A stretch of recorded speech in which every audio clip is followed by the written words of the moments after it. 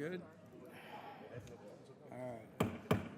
Good evening, everyone. I'd like to call the Village Council and Planning Board joint meeting to order. I show the time 6 o'clock, Tuesday, March 18th, 2025. I see we have a full council, and I'll need to, so we're not going to be allowing that, so we'll go right into the adoption of the agenda. Do you have any changes or removals from that? And I do need to request remote participation for, is Marcus on Well, yet? you'll open yours in a second. Angel is remote right now. Marcus will be joining us too. You can do a blanket motion right now for the meeting if you'd like. You don't have to do one online, right? She needs I to do don't one have for the anyone planning online. board. Okay, Then but I'll yeah, wait. you can, yeah. Oh, wait. All right, any changes on the agenda? I'll need a motion to adopt the agenda as presented. So moved. Further discussion? All's in favor? Aye. Opposed? Hearing none, motion passes. I'll turn it over to And I will call the Village Council and Planning Board joint meeting for the Planning Board side to order. We have, Angel and Marcus will be on virtually, so could I get a motion to allow participation for those two members to participate via Zoom, webinar, whatever? Remotely's fine. You can say that.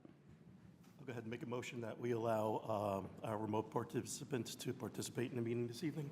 All in favor? Aye. So moved. And could we adopt the agenda as presented? A motion? Make a motion to adopt the meeting minutes the agenda as presented. All in favor? So moved.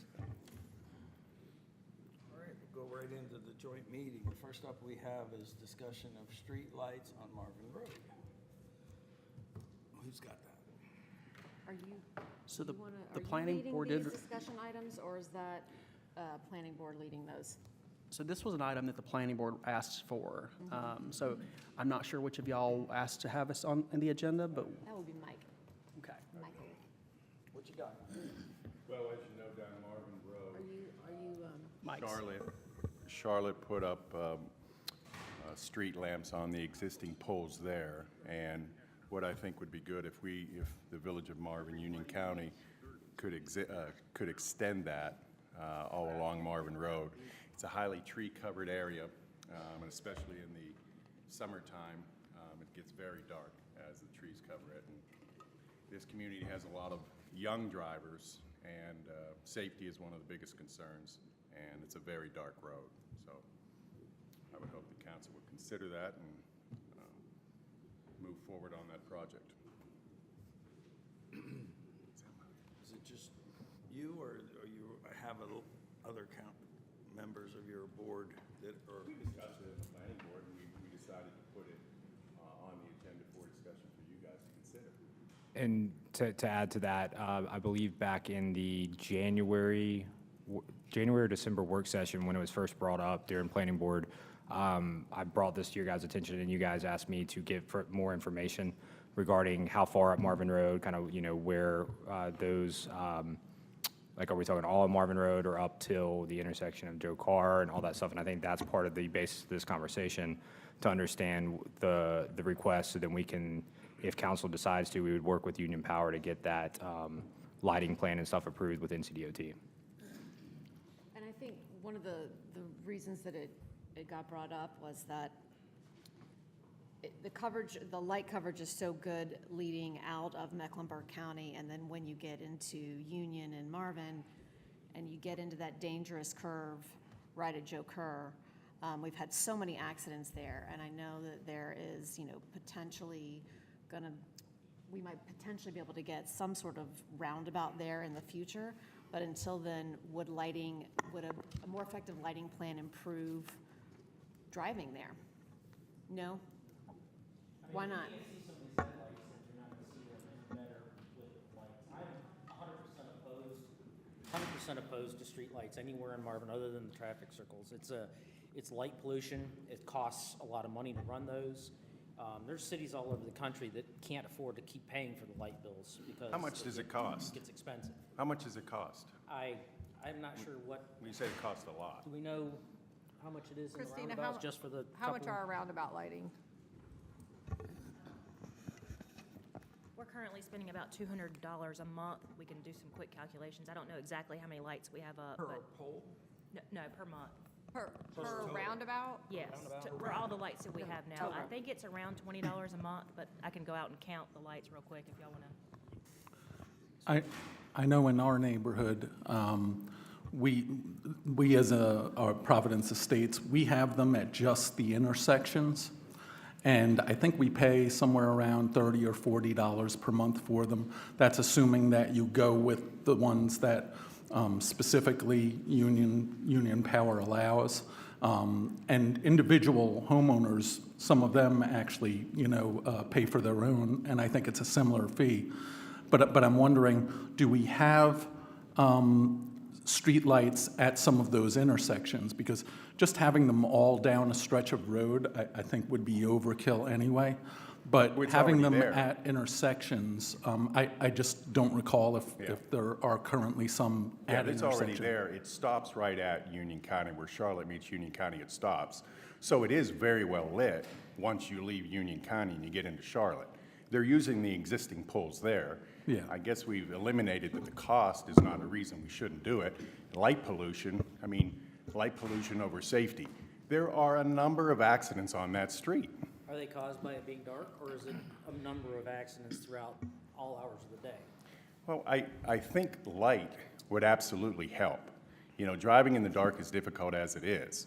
I mean, if the reason is we're talking about light pollution, I don't know if that's a valid argument over safety. Well, and that's why I was wondering, though, does it make sense at particular busy intersections to do it, where there may be some lighting in the areas that you would have, the incidents that are most, unsafe potentially, Is it possible for council to investigate it? And, I don't think anybody here is a light specialist. Obviously, Charlotte thought it was necessary to Let me put. make a comment about the Mecklenburg County ones, and I'm not saying for or against, but the lights as you cross over into Mecklenburg County, only go around that subdivision right there. If you continue up Marvin Road, once you pass Wade Audrey, there are no lights. But if you take a right on Wade Audrey, they go down where that first subdivision is, and I think they stop after that. I So think that might perhaps also be the an area subdivision that paid gets for it. flooded. It's an area where the water sometimes will come up over the road. And Mike, I don't know, my understanding was when we started this conversation, it was just up to or slightly through that first curve through Joe Kerr. I'm not sure we discussed exactly where. I think, I would be in favor of getting an investigation and seeing, what Charlotte did, how they did it, what Union County Power would think, having a study done on the safety of it. I think that's reasonable. And then, once we get a study done, we can look at the cost and the benefits from experts and see if it's a possibility. So just a, If I could just add one other thing. So another option could be reflectors in certain areas. Because again, we're talking about, we don't necessarily, might not want light pollution, but again, safety is a big factor. But the reflectors are going to make a big difference, especially when there's no moon out. Young kids that are driving, at least they could see something, because you can very easily, even those of us with 30, 40 years driving experience, it's very easy to slightly get off that road and it's a big issue. So reflectors could be good. So let me ask, maybe I'll ask the officer, I'll pull you in on this. Would you, out of your opinion? No pressure. Would it be, or accidents, safety issues be more an issue because of the light or because of the speed? Because we've been trying to get that whole road brought down, and DOT will not allow us to do it at this point. So it's a hard question to answer because each collision is different. If you lower the speed, your accidents are likely to lower with that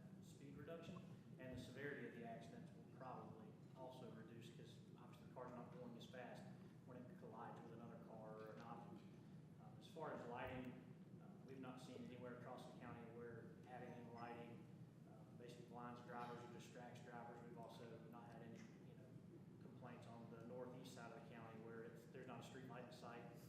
People just, utilize their high beams and their low beams as needed. So really, we would have to do an analysis of that roadway, the wrecks involved, see what the cause of those wrecks were. It's a tough question to answer, with an absolute at this point. So. Yeah, because it's the area I think that we're talking about is right at a bend and an intersection. So it's an intersection and a bend, and that poor farmer who used to live where the Sage of Marvin is going in, how many times has he replaced his fence? How many times has Firethorn replaced their fences? How many times has there been a car literally up on the wires to the light, like to the posts? When it's raining, I never know what you're gonna find. Maybe a hair driver, maybe a distracted driver, so I'm not sure there's one necessarily fix all to lower wrecks altogether, but speed reduction, we have seen lower the severity of wrecks, so. So I think Hunter may have said this earlier, but we'd have to have a photometric engineered plan set to submit to DOT. We can, at a staff level, can get a quote for that and get the actual cost for the lights and how many would be needed and bring it back to you all at a subsequent work session, if that works. I mean, that's really all I'm asking for. Yeah, I mean, and Mike, if there were another solution that it was not lights, but that would actually help? I think we would look at the engineer's report or council would look at it and they would make a decision based off the report. And that's really all I'm asking. I mean, I'm willing to research it, and if a couple of lights in a specific area, such as at that intersection, like we do have in the roundabouts, there's a reason why they're in the roundabouts. If that particular intersection is the biggest issue and we need a light in front of it, then that's fine. But from a like lighting an entire road like they do in Charlotte, I don't think that says Marvin. I think we are, more on the suburban rural side of things, and we don't want all that light. It's light pollution, and our ordinances are pretty tight on light pollution. So if we can do maybe some reflective arrows and things like that show the curve, that make it more conspicuous, and if maybe we need a light at the intersection, then, but I have no issue with letting the experts tell us. That's what we generally try to do, and see if they, if that's their direction, that's the best Do you have a time frame on this? I'm asking, the only reason I'm asking, because. Do you want to put it on a 2028's budget or something? What are you asking? Because the reason I'm asking is because it is very likely, if we can get the support of DOT as well, that a roundabout will be going in there. Yeah. So, and we already have the easements for that. Well, as you know, I mean, Firethorn replaces its fence about 4 times a year and from accidents, and most of those accidents happen at night. And again, to the officer's report, to the officer's statement, I mean, you could look at those specific accidents and see if it was speed, if it was intoxication or whatever, and look at, certain things like that. But, I mean, if we eliminate one accident a year because we put lights up, I mean, isn't that better? Totally understand. Yeah, Totally I mean- understand. My point is like, we'll start putting lights in, and when we do get the roundabout, I think DOT requires us to put lights. No, They don't. they do not. We We've taken that Want us to approach. put lights in We there. want them. John. Yeah, what I would recommend is, we do take a look at it. I really don't think, especially if it's one or if there are other areas identified in Marvin, that the monthly fees aren't outlandish. If you're using them in specific targeted areas where we know we have accidents and things like that, and they're specifically done at the intersection. So I think if we allow staff to go ahead, at least explore what those costs are. I don't know if they're different for a subdivision versus, a municipality paying for it. But we go ahead and do that research. If it makes sense for Joe Carr, or perhaps maybe 2 or 3 other areas that we can make places safer. I kind of agree with Andy. I don't see us ever really wanting to be just, a floodway of lights, on our main roads, or, especially our secondary roads, because then they start invading in people's Take a look at backyards and The windows next time and you go stuff. down, the lights are tiny now. The lights are very small. I mean, you miss them, obviously. You guys drive there all the time, and you haven't noticed them. So, I mean, that says something how, the lights are. Noticed them. Huh? I've noticed them. Yeah, I mean, I yeah, drive we down don't, Stretch we didn't know Road where at they night. stopped. I get it, but I think, is that something you have to make a motion on, or is that something that you're going to direct staff So- to get it?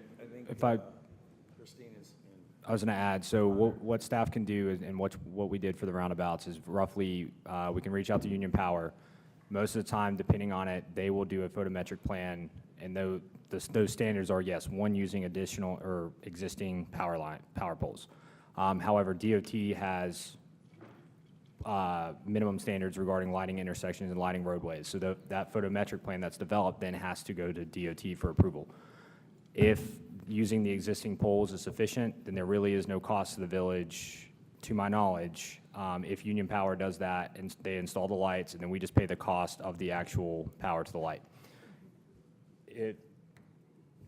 We didn't have to for the last two. We did? Okay. Okay.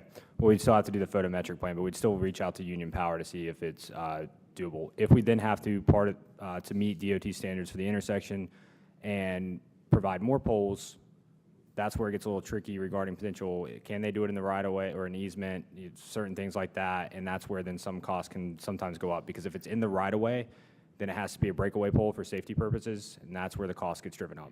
We were kind of lucky with our two roundabouts here that we were able to either obtain easements or use existing power poles to where nothing's in the right-of-way, and we didn't have additional costs on those poles outside of maybe 2 or 3.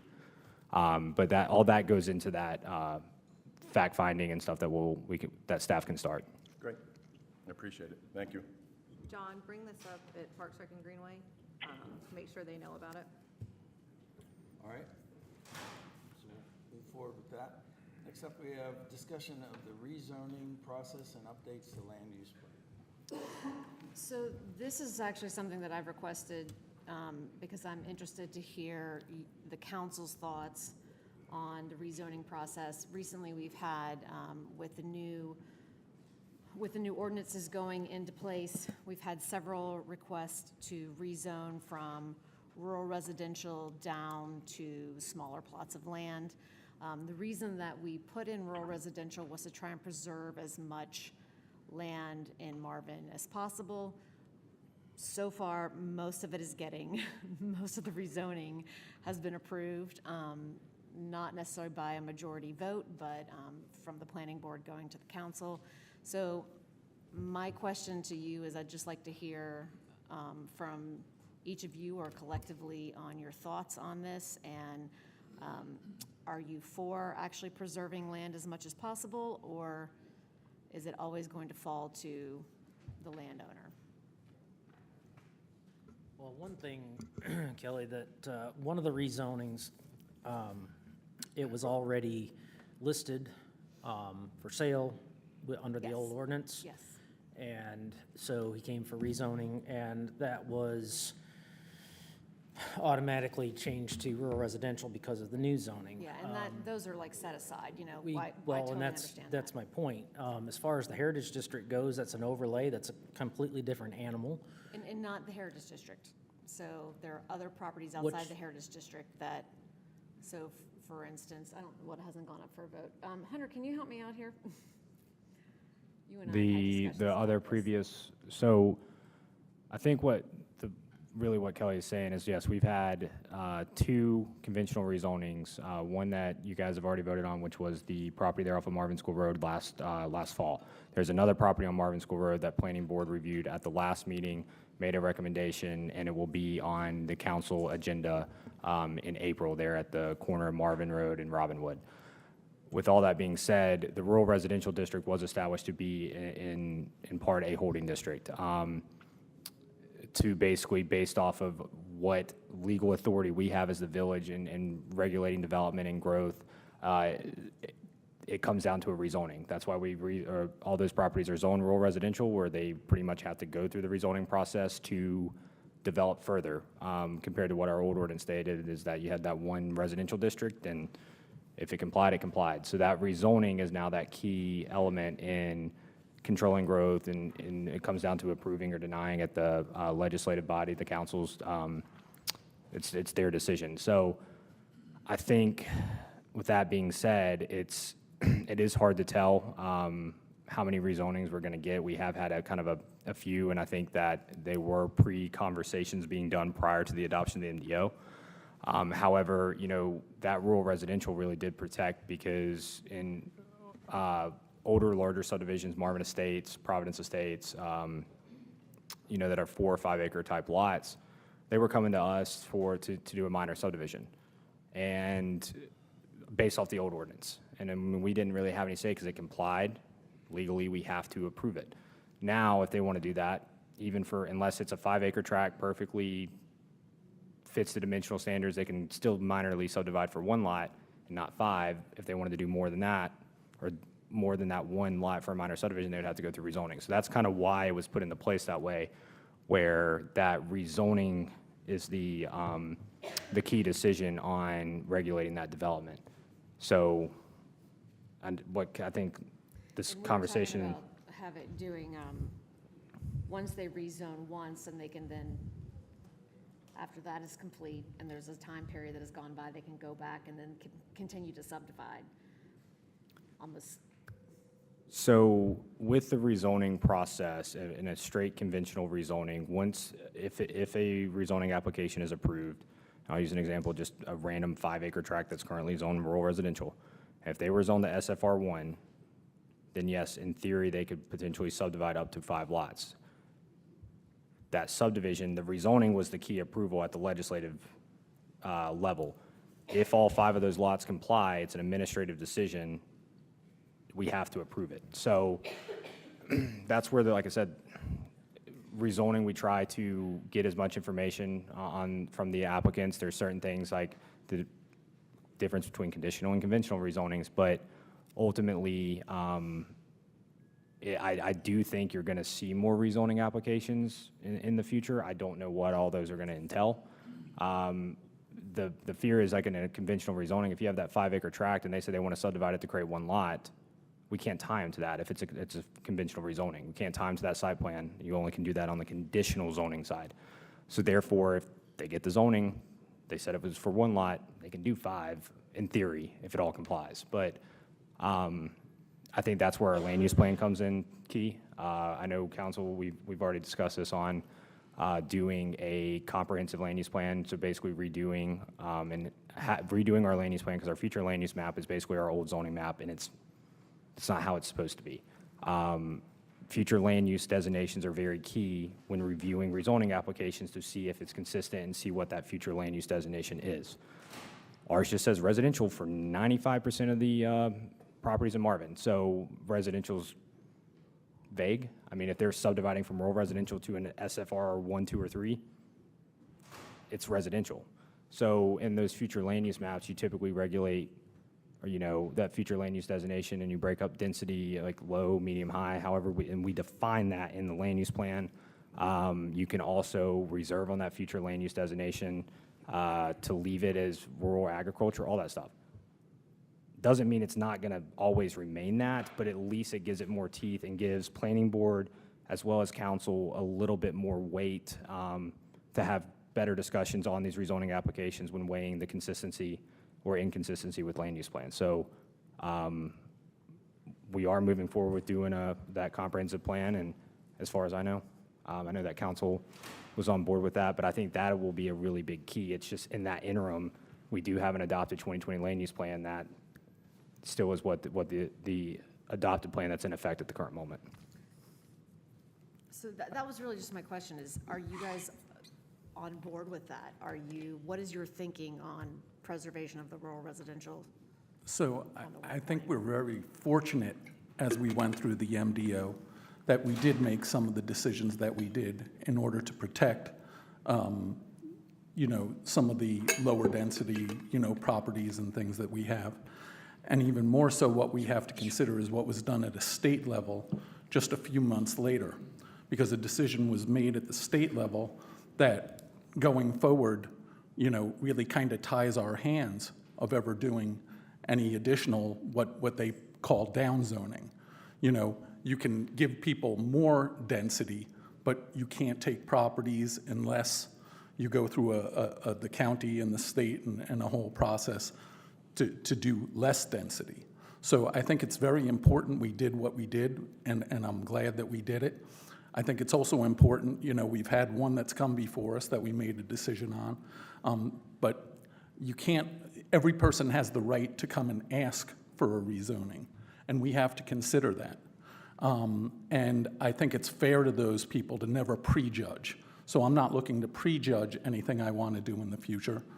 They have the right to make an application. That application goes through the proper, appropriate processes. And then once it goes through that process, there's a public hearing that's, had about it, where we get input on how it'll affect the larger community and the immediate neighbors.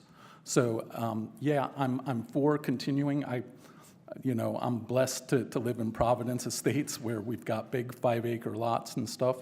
I actually welcomed the protection when my property got downzoned. I was actually happy about that because it gives our neighborhood some further protections. But like I said, we have to do things going through the right processes. And, I think we're fortunate in the way that we've kind of set it up so that we can make those decisions. I tend, without judging any particular applicant's, application, that I tend to want to remain less dense as a community. And that's just my feelings on it. Thank you.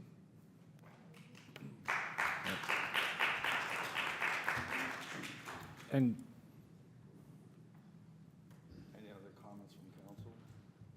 I'll just say that, ever since I've been on council, I've had the exact same opinion, which I shared with John. I wanted to be as less dense as it could possibly be. I think everybody in this room. So, I mean, I haven't heard anything from council in any light that we want to make things dense. We want to keep Marvin's charm the way it is, and that having that rural residential portion in there helps us do that without, getting into trouble. Because before, as Hunter stated, the way our old zoning was, if it met the by right, we didn't have a say at all. It just got done. So this gives us some protection. It gives us a little bit more discretion on how things get developed, and it's a great tool. And thank God we did it when we did because of that ruling at the state. So. And I would like to add on to that is that, as I mentioned, you have conventional zoning and conditional zoning. Legally, we can't put in the ordinance that if they're going to subdivide or do it, that you have to do conditional zoning. However, at a staff level, it is stuff that we recommend to applicants because it does have that site-specific plan element. They have to have a little bit more information, which makes it, a more constructive type neighborhood meeting and process.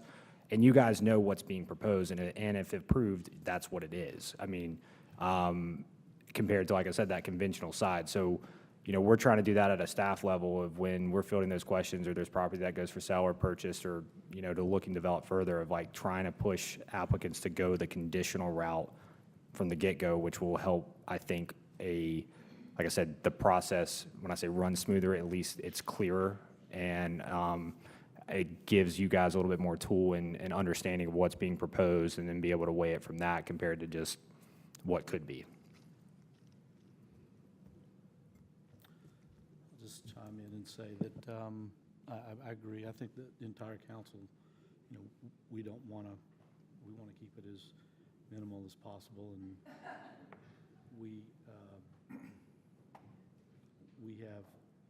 we have restrictions from the state.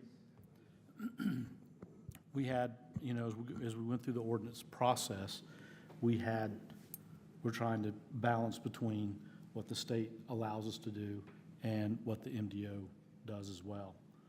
So, but I think, speaking for pretty much all the council, we're all pretty much in line with that. All right, thank you. I appreciate it. Any other comments? Bob? I was going to say that, of course, sitting on the planning board, I've been involved with all the conversations. I agree with what Andy and John said, and, I stand by. When we have a logo that says enriched by nature, that means something. And I don't think it means density.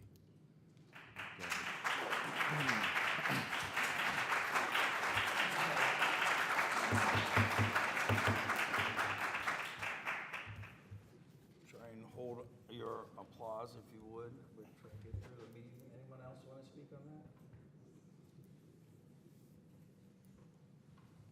Great. You got your, Yeah, no, I just really wanted to hear y'all's thoughts, just to make sure we were as in a line as we could be, and that was a statesman answer, sir. That was a great, okay. so I appreciate it, thank you all. All right, moving on. We're going to discussion of neighborhood meeting process.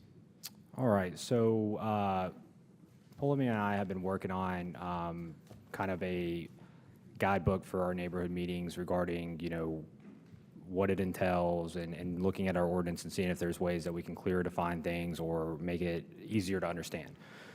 In short, neighborhood meetings, we are not required per the state statutes to have them. We do require, the state statutes allows us to make it a requirement, and we do per our ordinance. The neighborhood meeting is part of the application process for rezonings, conventional and conditional rezonings. And they are a meeting that is held by the developer to basically meet with the surrounding neighbors, hence neighborhood meeting. What our ordinance defines that as is all properties within 1,300 feet. That's what the old ordinance stated, so that was what was carried over. But that neighborhood meeting, it's a chance for the public or surrounding properties to come and learn on what's being proposed and what this application is, as well as ask questions, provide comments, and feedback. That's very beneficial, especially in a conditional zoning process. Conventional is, once again, you can't time to anything. It still is beneficial. But what we have put together and what's in your packets is basically a kind of rules for the neighborhood meeting, a script for the neighborhood meeting, and just kind of some visuals to help planning board council, the applicant, as well as the residents understand the process, where we're at in a specific rezoning process when a neighborhood meeting is being conducted, and like what the next steps are. And so we just wanted to kind of present that to you guys so you can see it. And then furthermore, when we were doing this research, we looked at about 10 to 12 other municipalities to see what their ordinance requires when it comes to neighborhood, community, public involvement meetings, whatever they classify it as. We have found that a majority of them require it. I think out of the 10 that we looked at, it was like 8 of them require it per the ordinance. Out of that 8, roughly 6 or 7 of them require it just for conditional zoning only and not conventional. And so that's kind of one question that staff's looking to maybe get some feedback on from the council and planning board, is that do we want to keep it as is? I mean, I'm not, it's not hurting anything, but like I said, the conventional side of that, it does make it, I think, harder in a neighborhood meeting setting when they don't have to have a vision or have what they're specifically doing. So that's kind of one question that I would like for us to discuss is, do we want to keep it as is and or do a zoning text amendment to only require it for conditional zonings?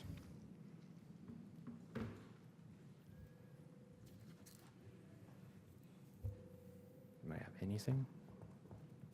And I don't necessarily need this answer right now. I just wanted to go ahead and present this. This is something that we've been working on. So if we don't have any feedback on that, just like we can talk further. This will be something planning board can keep kind of digesting. I think we're going to potentially at the work session for council, if you guys want to provide any feedback regarding that as well, we'll continue working towards it. So we're providing what the state requires currently. Above what the, yes. What the state is requiring, just to be clear. Does that tie into notifications to, and I don't know if Austin, can you comment on that? Because I know that becomes, we hear that a lot, we never got notice, or how far out do you go when if it's gonna be in this location, how far out do you go? So there's a difference for notifying for a neighborhood meeting and notifying for a public hearing for the rezoning. The neighborhood meeting, which is initially one of the first steps in the rezoning application process, what our ordinance states and defines as neighborhood is all surrounding properties properties within 1,300 feet. We were, I think, the second highest out of all the municipalities that we looked at, if not the highest. Most of them range anywhere from 300 to 800. One thing that we did find, and Huntersville had this specifically, and what we actually have seen with one of the recent neighborhood meetings here, is that 1,300 feet sometimes doesn't always encompass the surrounding neighborhood. And so one recommendation that we have is that if a proposed rezoning directly abuts a platted subdivision, the whole subdivision gets notified. I think that's fair because, like, for example, in this previous rezoning, the 1,300 feet did not encompass all of the preserve. However, there was only one ordinance that we found that kind of said that, so we were going to have to work on the language regarding that, because obviously some subdivisions are larger than others, and I think there's ways to potentially incorporate notifying HOAs if we have contacts or there's a registered association for those subdivisions, but that's something that we are recommending potentially doing a text amendment to then include for notification purposes. Regarding the public hearing side of notifications, what the ordinance states, and this is in line with the state statutes, is all adjoining properties, so meaning all properties within 150 feet of that subject property. So in this case now and in future case, and we're not looking to amend that at all.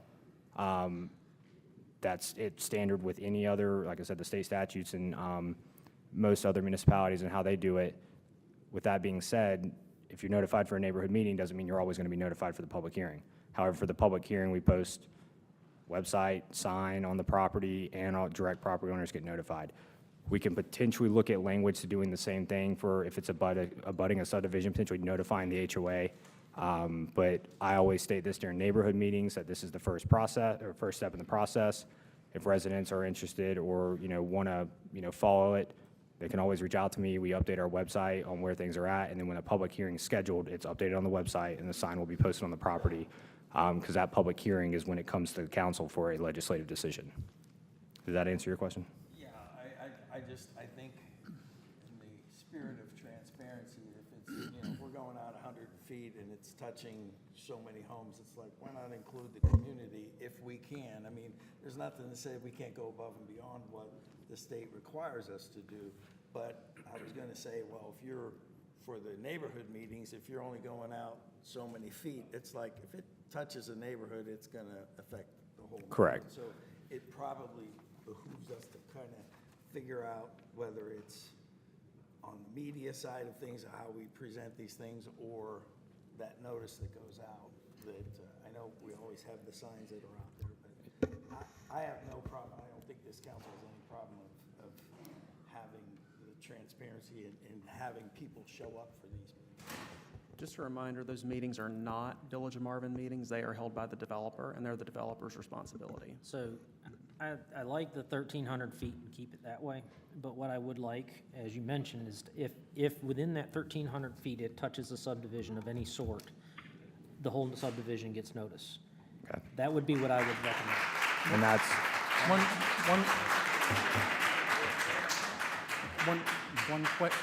Excuse me, please. We're trying to hold a meeting here, and I appreciate if we can hold the clapping down. We're just trying to get through this. One question I have with that. So, a lot of areas of Marvin have, Marvin and then Union County proper. So do those notifications go to the Union County residents, or is it just Village of Marvin? And in that same way, would we apply that same whole subdivision notice to go to, a whole subdivision, even if they may not be in Marvin? so the 1,300 feet includes all properties. Okay. Now, to your second part of that, that is another note that I have, is that it's going to stay 1,300 feet, but do we want to then, in that draft language, do we want to, if it abuts a subdivision that is within our municipal limits, it notified, or do we want to just say any platted subdivision? Because, yes, there are certain properties that aren't in Marvin. They were notified just as everybody else was, but, is it worth either the village and or the applicant in any case to send notices out to a whole subdivision if it's not within our municipal limits anyway? I mean, I don't see the reason to do it, for us to require it outside of our jurisdiction, outside of the village. Now, if they want to and it encompasses a subdivision that's in the county, that's up to them. But I feel like that our residents should get, you know, the HOA should get the information to put it out to the HOA, because it affects the entire HOA. If it touches one part of it, it affects everybody, because there's common open space that surrounds the HOAs that are affected. So, generally speaking, if it's a property that abuts an HOA, it's going to abut common open space. So, Do we notify the HOA or do notify the individual person? Because some Currently- HOAs do not share the information we send out. What the ordinance requires, and this is standard, is it's all 1,300 feet, all properties within 1,300 feet based off the information on the parcel tax card. There are some HOAs that if you go look on the tax card, it will not have a mailing address for the HOA. It will have potentially even the original developer. I mean, and I can't address that. What we can do is, in instances like that, like, yes, we can notify the HOA and they can pass that out, but I don't necessarily always have the contact for every single HOA. I do in most cases, but yeah, from a mailing standpoint, it's what's on the tax card. So my thoughts are kind of, yeah, we go ahead and we notify both Marvin and county residents up to the 1,300. But when we start talking about, I think it's almost placing an undue burden on that, you know, person that's looking to hold that meeting, to have them notify people beyond the 1,300 feet if they're not in Marvin. So if at all possible, I'd prefer to see that, yeah, if it is a subdivision that's within Marvin, we go ahead and notify the whole subdivision. But I don't think we should be either asking the applicant to spend more money, you know, if they're outside the village of Marvin. And you bring up a good point, because yes, this is a applicant-driven meeting. They are the ones that put together the agenda, that technically send the mail notices and all that. In the past, we have done that, and they reimburse us, and that's what in your packets is kind of a standard just template, but it's not going to ever be on village letterhead because it's not a village meeting. They're typically held here because this is a meeting space, but they're not a village meeting. With that being said, oh my goodness, I just lost my train of thought. With that being said, the mailing labels. In this case, and we found this in a couple of ordinances, we can still put all that responsibility on the applicant to send the mailed notices and all that, but the village can provide them the labels. Therefore, we can ensure subdivisions are properly being notified, compared to just, it is easier just to literally click the property and pull all parcels within 1,300 feet, but we could then provide the labels to that, since we know that all properties are properly being, or are being identified because it's abutting a subdivision, all properties were provided. What are the time guidelines on that as well, while we're talking about it? So developer says, okay, I'm going to do this, but I'm going to do it, it's a week notice, 2-week notice, 4-week notice? It's at least 10 days prior. That would be mail or when you think that they're going to receive it? Because The you get postage, for 7 to 14 days on your mailing. the postage date has to be at least 10 days prior. Meaning that it could mail 10 days, yes. If, you know, we always try to get them about 2 weeks when we have mailed out notices prior. But the minimum standard per the state statutes is a 10-day notice. And Is that regular days or business days? regular, just regular calendar Saturday and days. Sunday? Okay. So one of the things, and I've already discussed this with the team, but a piece of feedback that I'd like to see considered is, as someone who has missed 2 neighborhood meetings personally regarding my own development around my own property, I work in Mecklenburg County, and I work many hours, and so I have not been able to attend any of the meetings that regarded my property. So I would actually like to see some way for residents who cannot attend, and we don't necessarily need to do this virtually, but some way for them to get the information either through the website, because this is applicant-driven, and some way for them to provide feedback, whether it's through a Google form, some other sort of form driven through the website, so they can provide their feedback in their own time. It's not it's not biased by someone taking notes. It's, and it'll actually get to Marvin. So that's just something that I'd like us to consider, is a way to provide feedback that's electronic and not handwritten. Are you and- looking for like taping or like, or live feed or anything No, like I that? mean, no, I think, I mean, look, putting a Google form together is not difficult. So, but it's just about, especially folks who English is not their first language. You know, coming and speaking in front of us to give their opinion can be difficult, and they don't always have the words that they need to eloquently express themselves. So doing it in written format is important. And then also bypassing the applicant, you know, if someone is not comfortable giving that feedback directly to an to an applicant, having it come directly to us, I think, is really critical, so that everyone's voice is heard, and as well as the folks who actually can't physically be there also get their say, and can be for or against it. The one thing that I would say is, I think there's a place for that in the process, but the purpose initially of the neighborhood meeting is for that applicant to get that direct, feedback from the public, because you want that applicant to have an opportunity to respond to it. So if we're doing what you're doing, we're kind of taking that away from him. And I think there's other parts of the process that will allow people to do what you're saying, whether it's public comment, whether they can submit written statements and things like that.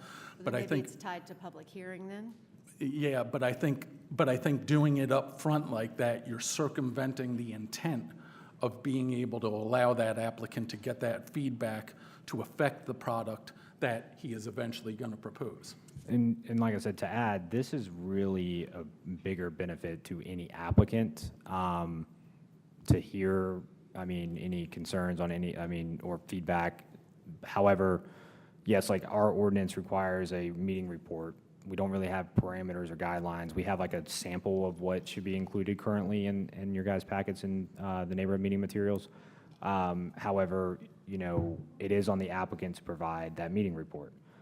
Some of the ordinances that we looked at, they either require that a meeting is fully in person.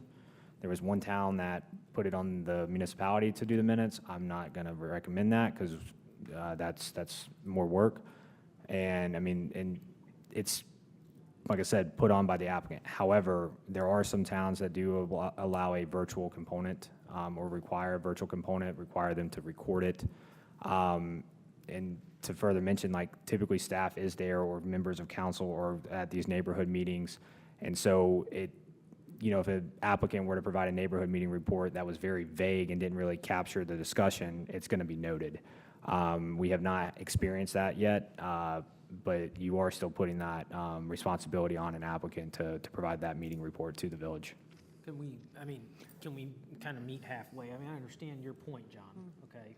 They want to get the feedback, but I also understand Kelly's point. So having it recorded so that, whoever it is that can't be at the meeting in person can at least get the information. That person can then take it upon themselves to contact whoever they want to give feedback if there's something that they really want to give feedback with. I'm sure the applicant would like the feedback. So if the applicant leaves information, contact information at the end of the the video or whatever for feedback, but you'd have to put a time limit on it because you don't want to drag it out. The applicant's there to try to get the information back, right? So that's that give and take. So I think there could be a compromise there where we could record the meeting so that you get the information and then have an opportunity to give your feedback for the applicant so they get it. I think that kind of would be a good happy medium. Before the public meeting, he gets that feedback? Yeah, I would say that you have maybe give them 48 hours or something to give feedback or something like that, or give you a reasonable amount of time to give the applicant some feedback back for people that just can't make the meeting in person. So is it fair to say if you feel yourself or someone else can't make a meeting, they can take the time to get their questions together and get them to us ahead of time where we, other than wait for hear the meeting, see what happens and stuff, and, you know. Yeah, I mean, I just think there's simple ways to do it, you know, rather than having me have it, I missed the meeting. Where are the materials? How do I access the materials? What if I can't sit and watch a video? Can I at least see like the proposal, you know, like, is that something that could be posted on the website? And then And they are. directly through the website, you know, you can submit your comments or questions, and the applicant would get all of that feedback. I'm not saying that it goes directly to Marvin, I'm just saying it's gathered by Marvin and shared with the applicant. Because if it's going through the applicant, that's bias. I mean, you know, you're not necessarily getting the true feedback, so. So yeah, I mean, I totally hear what you're saying, John. I mean, so if it's even like, you know, before public hearing, like wherever it falls, there just needs to be an opportunity for folks who can't attend to be able to review the materials and provide their feedback so Yeah, that the project can. And I think move kind along. of, you know, with what Andy said too, you know, if we were to potentially record a neighborhood meeting, now, that might be fine for the ones in here where we have it, but I do know that we've also had them when it makes sense at sites too. So, you know, how we require that could become a little difficult in how we actually implement it, so we'd have to think about that. But, you know, I'd be open to the fact that, yeah, you know, you go ahead, you video the meeting so that it's available for folks, because we do want people to have the right information to judge for themselves. But then I think it is important that you have a time limitation for people to submit, you know, their feedback on that. Maybe it's 48 hours, 72 hours, whatever it is. And we have to make sure that the applicant specifically, who's the one really sponsoring that meeting, is able to get that feedback directly, so.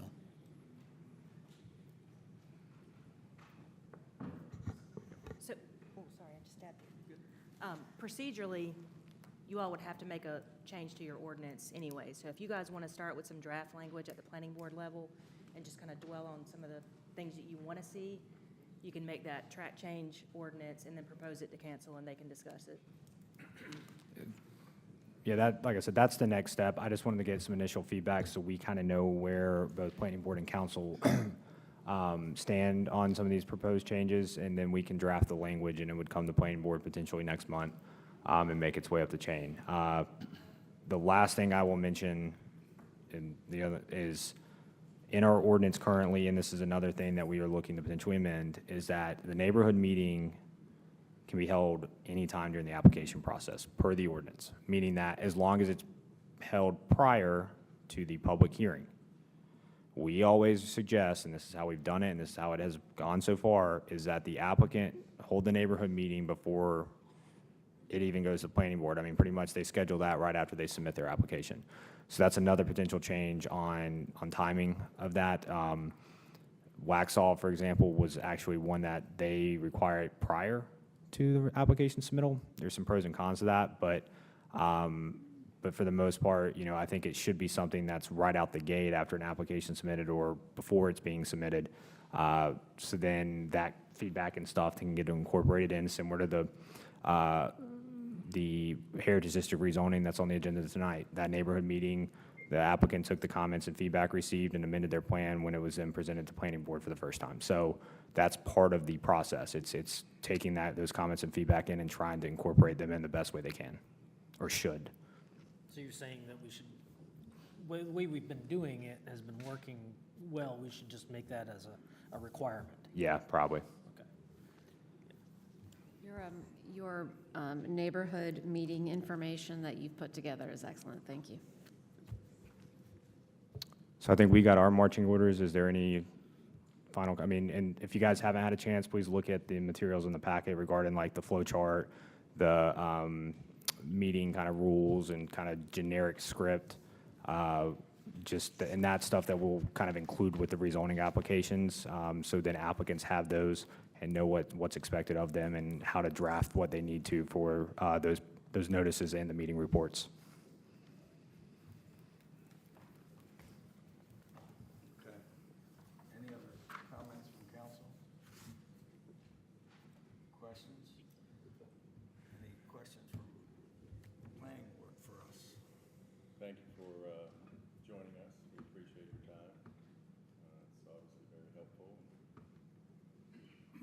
forward to it every year. All right, and with that, I'll need a. Just one thing, and thank all you folks, because, you know, I was a volunteer on many boards before I ran for council, but just the interest that you take, the thought that you put into and the time, it's just very much appreciated. And we know every time we try to have to fill a vacancy, you know, it gets difficult for people to step up. So for the people that do step up, just want to say thank you.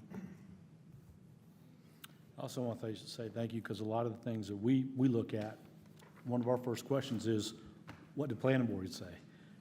Because it's important. We want your feedback, and thank you for all that you do in providing that guidance to us and that feedback, and it certainly helps us with our decision, because we want to make sure that we're in lockstep with what you're thinking, and so we appreciate what you do. Thank you. I would echo those comments and appreciate again all of your efforts and the time you guys have spent on the board, on and off too, I think, so, coming back. So, and you too, John, so thank you for that.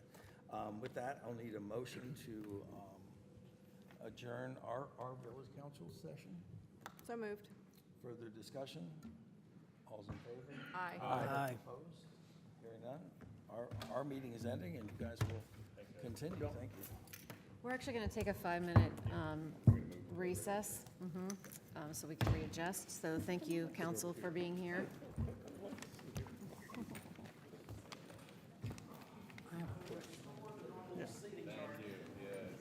Mike wants a seat back. I'm confused away about what the density they're talking about. Because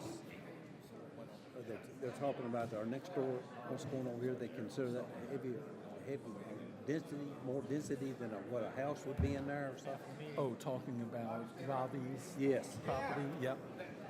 You see, that to me is separate and distinct from the residential densities. That's what, Because that's part of the Heritage District, and that's already been kind of well, see, treated this is through. what all these people here, they're. No, I know, and I didn't deserve, they may be very unhappy with me in a month from now, but I was making the statement as it goes to residential properties. Well, I mean,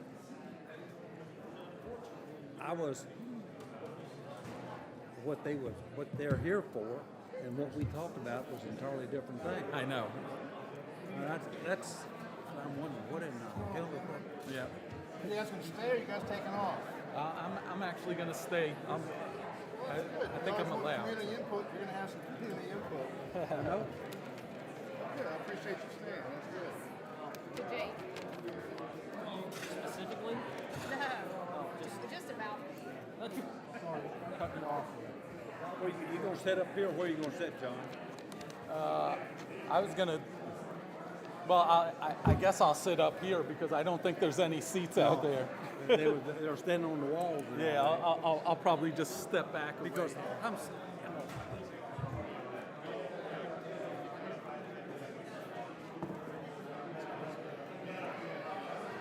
As I said, come here for one thing, and then all of a sudden it winds up being something else.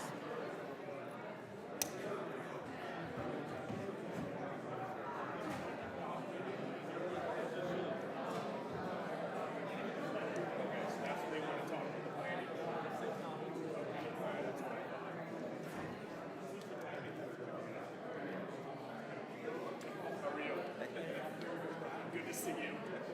This is my father, Ed. Yes.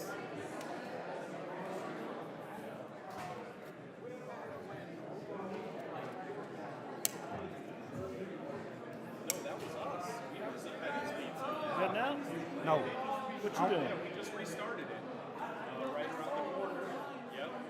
That's I exactly don't know right. what We put to a say, sign because there. that's what I came here for tonight. And I don't know where, I don't know where the hell they did Yeah, some right next to the Krispy Kreme. things come from out of left field as far as I'm concerned.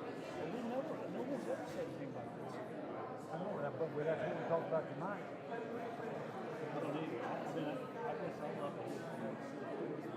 not sure why we did it. I just, we do sit up here. That's what John and I, we was up here, because they're falling asleep at my table.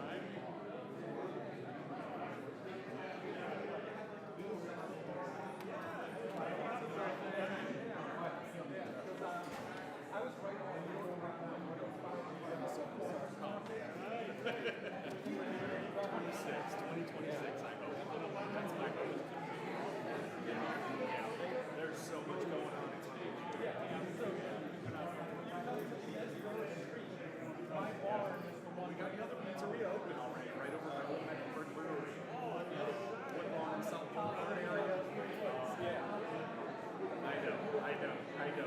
You know who lives over there is Austin. He comes in and sees us all the time.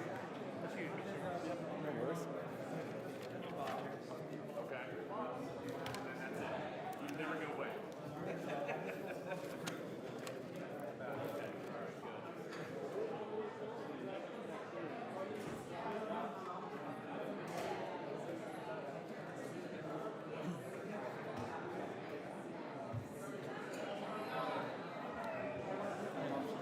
Hey, John, nice to meet you. Can you go say hi to him real quick?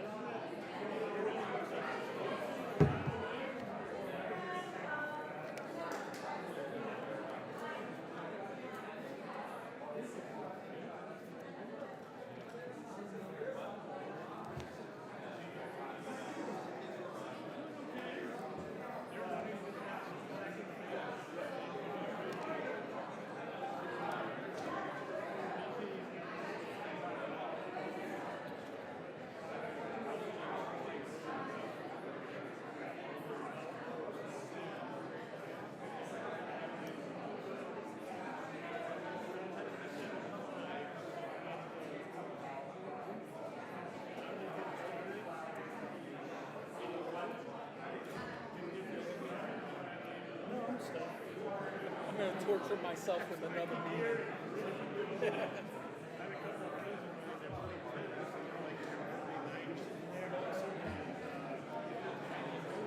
I'm gonna stay and listen to what they have to say. We can't see anything.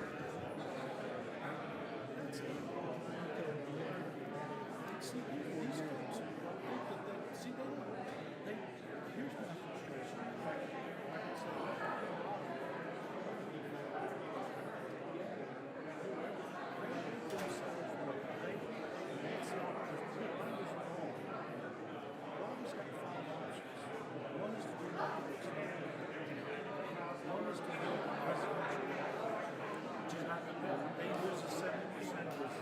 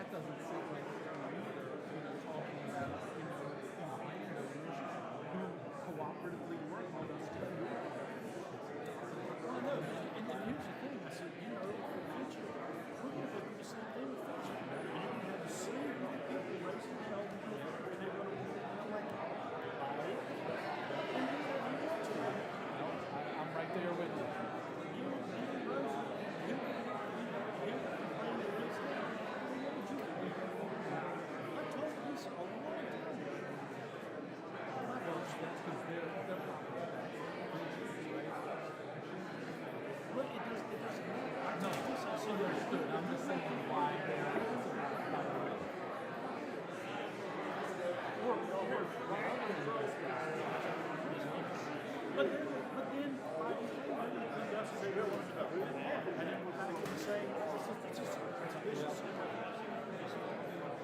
No, I hear you.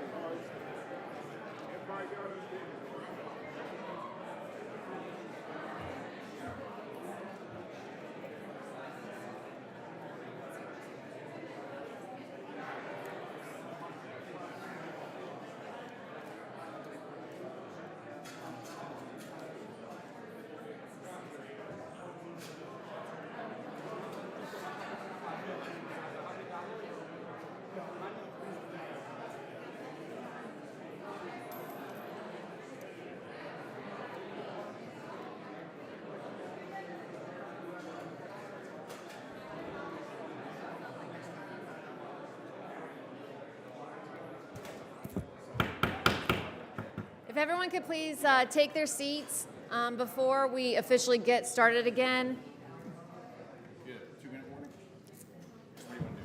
No, I'm right now. Everyone have a seat. We all have kids and homes and pets to get back to, so if I could have everyone's attention, especially in the audience. Thank you all for being here. My name is Kelly Cates. I'm the chair of the planning board. I appreciate everyone's involvement in being here and being a part of this process. But I will say the planning board adheres to rules that we must abide by. They are law. And so this is an official meeting, and we cannot have anyone, while I'm sure that some of our council members really appreciated the support and claps. We actually can't have any interruptions. We can't have any call-outs. We can't have any clapping. We really need everyone in the audience to be as silent as possible. Obviously, you can cough.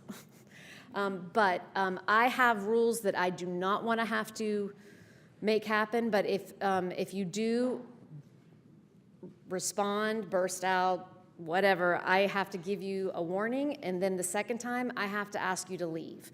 I do not want to do that. So please, if you could help me by staying as quiet as possible. If you have questions, comments, please put them in writing.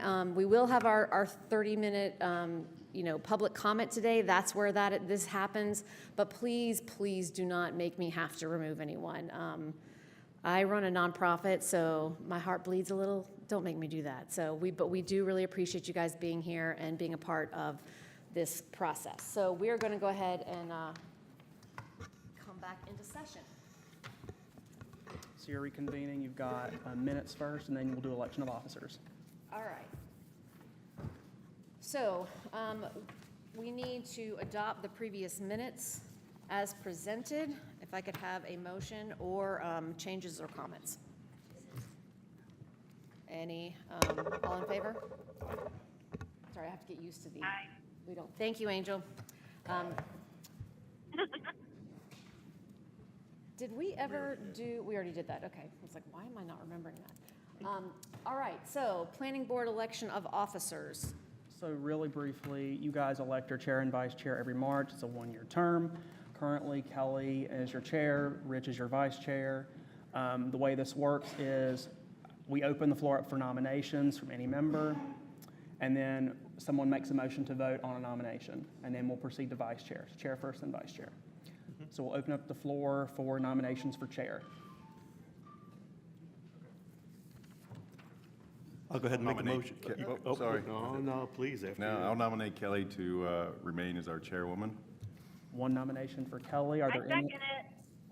I'll second her, him. Thank you, Angel. Are there any other nominations? And I would like to nominate Rich to continue as vice chair. Is that possible? Okay, any other nominations for vice chair? Hearing none, we'll need a motion to elect Kelly Cates as the chair of the planning board and Richard Holzberg as the vice chair of the planning board. I'll go ahead and I'll do it because you guys make a So motion. you can just say so moved too if you'd like. Thank you. That's even better. So moved. Further discussion? Kelly. All's in favor? Sorry, Yeah. there was a vote on e-scribe, and I was voting on e-scribe. You're fine. I just made it. All right, congratulations, Everybody was on Kelly and Rich. Glad to have y'all for another year. You're good to proceed, Madam Chair. All right, so we are moving on to our public comment period. Austin will read the rules very quickly. I've already discussed them, but he's going to give you This is the official reading of the the rules. Yes. official. All right, a maximum of 30 minutes will be allocated to hear from the public during the public comment period. Speakers shall sign up on the sign-up sheet at the entrance of the council chambers before the meeting is called to order. No individual will be permitted to address the board if they do not sign up prior to the start of the meeting. Each speaker will be limited to 3 minutes. Speakers shall approach the podium and state their name and address when addressing the board. Speakers must be civil in language and presentation and act within reasonable standards of courtesy. Use of slander, name-calling, personal attacks, or threatening speech or behavior is prohibited. The board may designate or ask for spokespersons for groups supporting or opposing the same positions. The board shall not engage in debate or commentary with residents during the public comment period. The audience must maintain order and decorum in their conduct and must refrain from disruptive applause, comments, or disorderly speaking during the meeting. A person who interrupts, disturbs, or disrupts an official meeting is guilty of a misdemeanor. A person who interrupts a meeting and is asked to leave the meeting by the presiding officer and refuses to do so is also guilty of a misdemeanor. If the chair gives you a warning and you do not stop disrupting the meeting and you're asked to leave and you do not do so, you will be escorted out by the deputy sheriff. Thank you.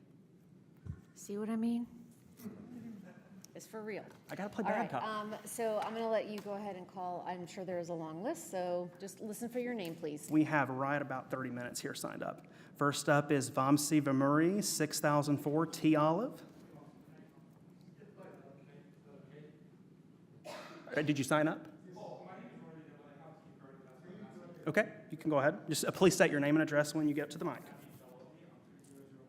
Could you please say it again into the microphone, with the microphone on, please? Sorry. Oh, Can hit you the turn button. it on? Sorry, it's off. Sorry, it just needs to be recorded. Naveed Jalali, 3001 Flowering Peach Road. So before I moved to this neighborhood, we were meeting with Toll Brother, and they proposed this lot. So before even we planned to buy this, I visited the area multiple times when it was heavily raining, and I'm talking about heavily, like flooding in the street. But I wanted to make sure that that lot is not in danger, and I paid attention. I was soaked in the water every single time, but I was going to this preserved area on my side of my building, and it was very well handled water. There was not a whole lot, and it was not concerning me at all. And up until like a few years ago, I was able to stand in that area with like my head above. I could see the land very well. There was no issue. Until after this building was built, and ever since after, the water tripled, quadrupled. I don't know how bad. I mean, and then 2 years ago, I had this landsliding erosion into my side yard. I don't know if you can see that. There was a huge slide. Mr. Nelson came and visited the area. And he said, we cannot do anything. HOA has to take care of this. This was a preserved area that I was told we cannot even touch. So after 2 years going back and forth with the HOA, they eventually approved to take care of this. They patched the area, filled up that ditch, but with every single rain, I'm going and visiting that place, it again is going down and down. So it's a temporary patch, and all of it is after this building was built. I don't know how engineered was this building project. It was brought up to my attention that it was supposed to have 2 storm retention ponds. That I don't see that here. So I'm extremely concerned about this, and I don't think this patch that they did is going to take care of that. If it was because of this building project, which I don't know how engineered it was, it's going to keep happening, and it's not too far from now that we're going to have, again, renew the problem on HOA again, neighborhood, and most importantly, my house. That is like 10, 15 feet from my house. So it's available if you want, I can share it with you and all the pictures I have. Aside from that, I guess If there was enough transparency about these meetings and in notifying everyone within 1,300 feet that you say, we would not have let that other commercial projects happening, as everyone else brought up about the keeping Marvin simple and peaceful. Commercializing it is exact opposite of that. That was all I wanted to say. Thank you. Hunter, or Austin, can I ask if he can share the video to you guys so we can see it at another? Sir, you can send that video to Hunter and we'll distribute it to the board. Oh, Okay. we have his name. We'll Thank figure it you. out. Thank you. And if you could also please state what project you're making comments on, that would be very helpful. Give us context. Next up is Kristen Conway, 12017 Carolina Cherry Lane. Thank you. My name is Kristen Conway. I live in the Preserve at Marvin. I'm here to talk about commercial rezoning of both the Roms and Zuspa properties. I would like to specifically thank the council members that chose to stay to listen to public comment. During the joint meeting, you guys spoke about wanting to make sure that we decreased density and kept density with the ordinances. One of the council members, Andy, specifically stated that we have strict ordinances for lighting. We have strict ordinances for a lot of things, and I'd like it to stay that way. That's one of the reasons that we specifically moved here. But today I'm talking about inadequate stormwater management and exacerbating flood risks. As you heard from Naveed Jalali, his property is being damaged by the flooding caused specifically from this building. And we know that because the plats that you were filed, the build plats, showed retention ponds that do not exist. It was based on a permit that was filed with the North Carolina Environmental Quality Agency, permit number SW3170605, that they stated you needed extensive stormwater damage, retention ponds, and other mitigations. However, after the building of this building, that permit was rescinded. It is damaging our neighborhood. We currently have 2 hours worth of rain. Our stormwater drains, our retention ponds in our neighborhood are full. We have flooding over the creek beds that run throughout the preserve. This is very concerning when you're talking about putting impervious surfaces completely around the neighborhood. These surfaces are going to cause significant damage to assets valued at over $150 million. We're talking about a community worth $150 million that the decisions this planning board makes regarding commercial rezoning will hurt. We are requesting specifically a full hydrological study by the North Carolina Army Corps of Engineers to be conducted of the entire area on Marvin School Road, because we're not the only neighborhood being impacted by this, on Newtown, where the Zuspa properties are going to be, and down through Marvin. We would like no construction or rezoning of any property be considered until this is complete, and it should occur and nothing should occur prior to the wetland study that was done being released, that is currently sealed by the Comiskey lawsuit. Additionally, any issues that are currently occurring in our neighborhood due to the flooding and the lack of stormwater retention, mitigation strategies done by building the town hall should be handled before any additional commercial rezoning is. Thank you very much. We will be submitting these concerns as well as the ask through your website. Appreciate your time. Next up is, I apologize, Sri Nivosa? I just want to say, sorry to interrupt me, but there's a white priest out there blocking some people in, they can't get out. If you got a white priest parking on the road, please pull into the spot. I'm guilty. I've got that. You don't hear that very often, do you? You are fine. Again, it's Sri Nivosa, Paladuca, 10,000 White Dogwood Lane, and I apologize.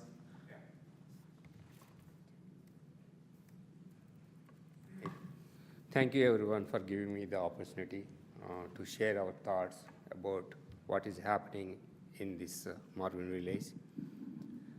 There are a lot of things we need to share.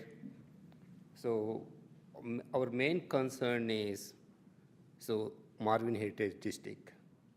And initially, the Marvin Heritage District was established with some high standard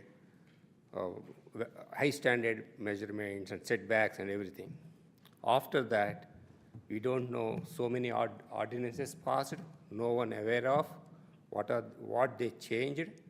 And every time, whenever we are getting some surprise news from the Marvin village, what happened about the previous standards? They are saying, oh, we passed ordinance. If you ask anything, they are bringing Marvin Heritage District, MDO, as a shield they are using to do whatever they want to do. It's so sad, and we need a very transparent and we need a fair information to be shared to all the Marvin village people. That really helps us to set our mindset what is coming.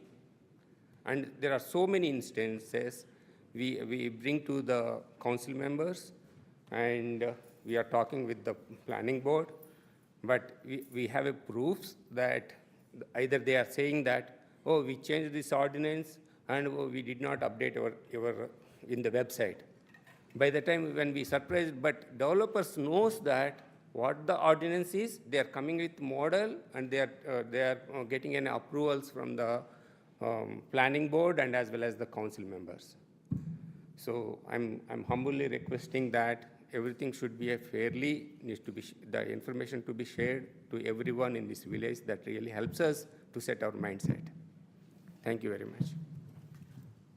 Next up is Bobby Thompson, 5025 Flowering Peach Road.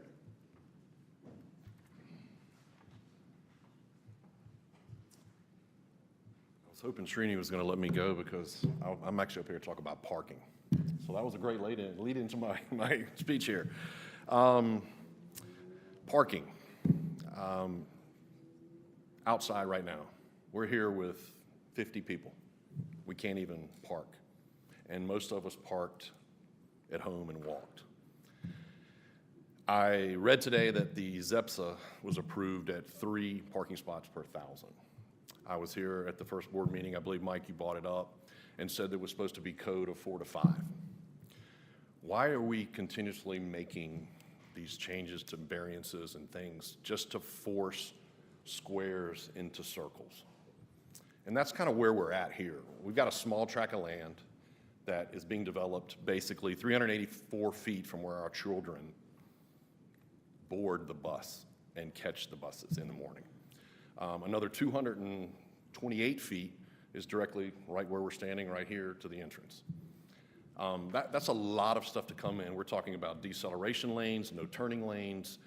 I mean, we could keep talking about this forever and ever and ever and ever. But basically, we've got a big area here, a small area here where we're trying to shove a big, big parcel onto. The 2-level thing is definitely, I say, we are definitely behind that. Are not behind that. We don't support it at all. We don't support anything going in. The water situations, again, we're talking about different areas up here that we're having and we're seeing within our communities. I went out to Realtor.com, and there was a stunning article that I read, and I just want to kind of briefly read a little bit of it. It's about the value of our homes. And she mentioned 150, it's more like $165 million worth of properties. We have 101 homes. We all just got our taxes that went up dramatically. And now we're going to have to submit because we think our values of our homes are going to go down, at least for a 2-year possibility. And I talked to my realtor, and the one who helped me buy this house, and she told me, you will take a hit the first year to 2 years, easily. That's unacceptable. Everybody wants their houses to go up. But because we're doing this, everybody says, oh, this has been out there for a long time. And they sent me to a website. We looked at the Heritage District, and all of a sudden I see all these green lines with trails and little P's in our cul-de-sacs. That's unacceptable. Why are you sending people? We complained about it in our little group that we had, everybody talking and communicating, and next thing you know, the next day they removed it. Why? Why did that get removed? So, regarding the values of our home, this is from Realtor.com, and I quote, "The first impact of new retail development, regardless of the type of industry it serves, will be to decrease the residential property's values." That part is easy to explain. Can I go a little over? I Just had to cut you off, I'm Okay, sorry. that's all right. You Thank you can for your time. always submit your I'll submit it, article. I'll submit it to you. Thank you for your time. Next up is Jyothi Paladuka. I don't have an address for you, so just state your address when you come to the mic. Okay. No, I just have Naveem. Oh my gosh, thank you so much. Vamsi, go ahead and come up. Vamsi Vamuri, 6004 Olive Road. Thank you for that. Good evening, council and the planning board members. By now, many of you might have known me because it's been like 7 weeks. I think we came to know about this commercial development. Since then, it's been stressful for many of us, knowing that, which we did not plan or we did not envision, actually. We chose Marvin. I think one of the gentlemen used the best word, Marvin charm. We were attracted by it. We loved it. We thought all these are residential zones. There is no commercial, no traffic, no pollution, peaceful, no increase in the density of the people, because since all these lots are almost equal to 1 acre, so we were assuming that, and it will stay for long like that. Unfortunately, we started with JEPSA. We thought that's it. Then again, we came to another commercial. As I heard from the previous conversations, are we heading to more commercialization in this area? And why we are doing that? For the sake of 6,000 people that are living here. There are many ongoing projects within 3 miles where already there are big commercial establishments, and even those are not filled yet. Many of them are vacant. They are still trying to find the occupants. And now we are planning 40,000, 30,000, 70,000. Not sure why. Do we need that? Is that the necessity in this neighborhood or in this community? And on top of it, where are we putting those commercial establishments? In the middle of pure residential neighborhoods. Why we are doing that, we don't know. The answer we get is Marvin Heritage District, MDO. Because of that, we need to live with these commercial establishments. We invested our hard-earning money into these residences. And now, because of all this, they are going to depreciate. I think planning board members and the council members, please consider yourself as a resident in those neighborhoods and make an appropriate decision. Thank you. Next up is, I just have Naveem. I don't have a last name. Say it one more time. There's a Naveem. There was a Naveed before. I got a Naveem.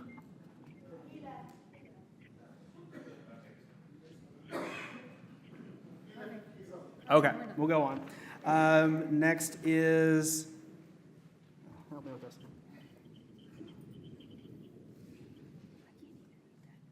1205 Carolina Cherry? Yeah, I just signed it. You just signed it? signed in? Okay, no All right. worries. So Next just for up- future notice, that sign up out there is not to sign in for the meeting, it is to sign up for public comment. So if you ever come back, you don't need to sign in unless you got something to say. Next up is Madhav Gandhi. Just signing in? Okay. Sankar Ramesh, 4062 Flowering Peach. I have a statement here. Should I give it to Austin or? Okay, so my name is Shankar Ramesh. I'm in 4062 Flowering Peach in the Preserve of Marvin. I'm going to talk about the rezoning commercial application which is coming up. And I have a few points which I've put it in the written statement, but I'll just read out like a few of them so that it is recorded. So we are expressing strong opposition to this proposed rezoning.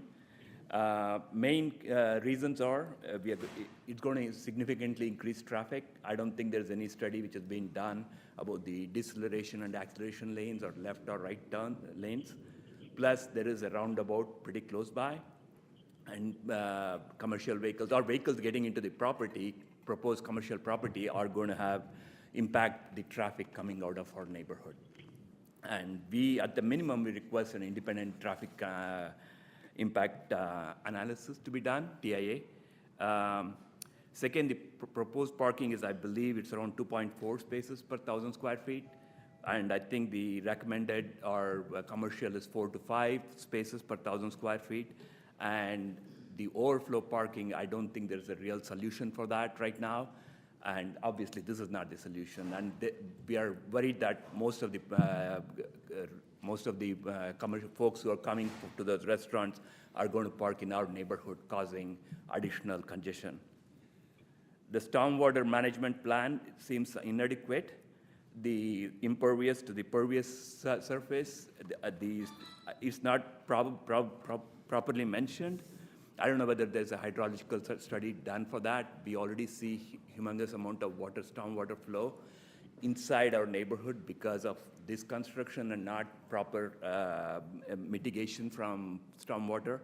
Additional impervious surfaces are going to cause more concern for us.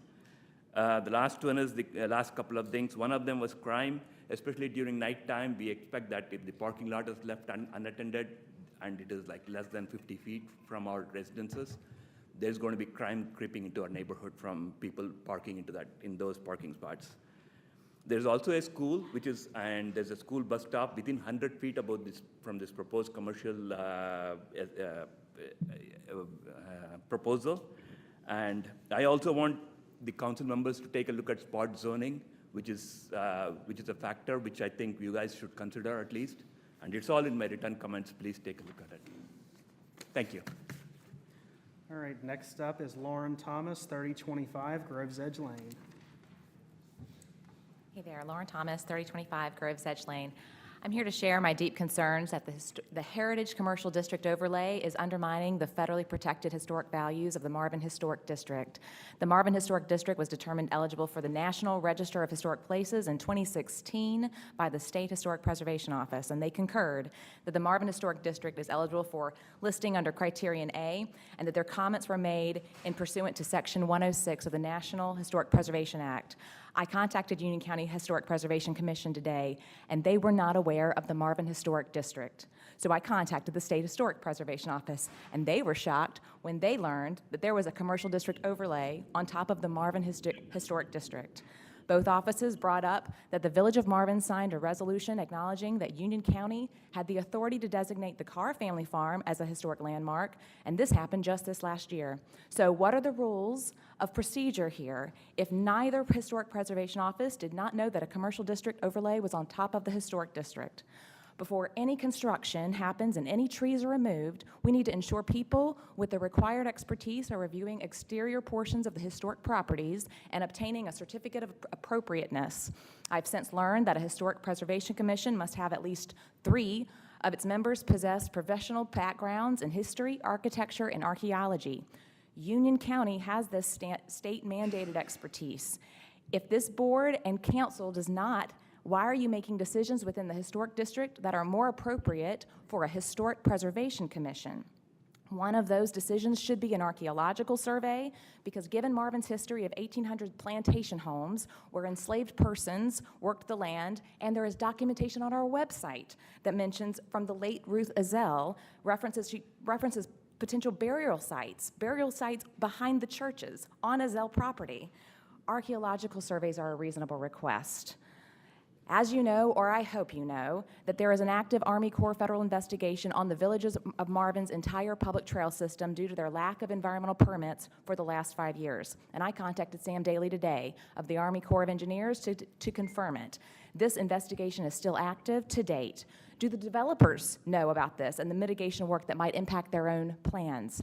So I strongly request that the planning board make a motion to recommend that the village council reviews the federal requirements with a fine-tooth comb and add protective language into the land use plan and Marvin development ordinance. The historical heritage of our town is one of the most valued and important assets we have. It's what attracted us to live here, it's what compels us to stay, and it's what many of us here are fighting for. Thank you. All right, next up is Jill Janes.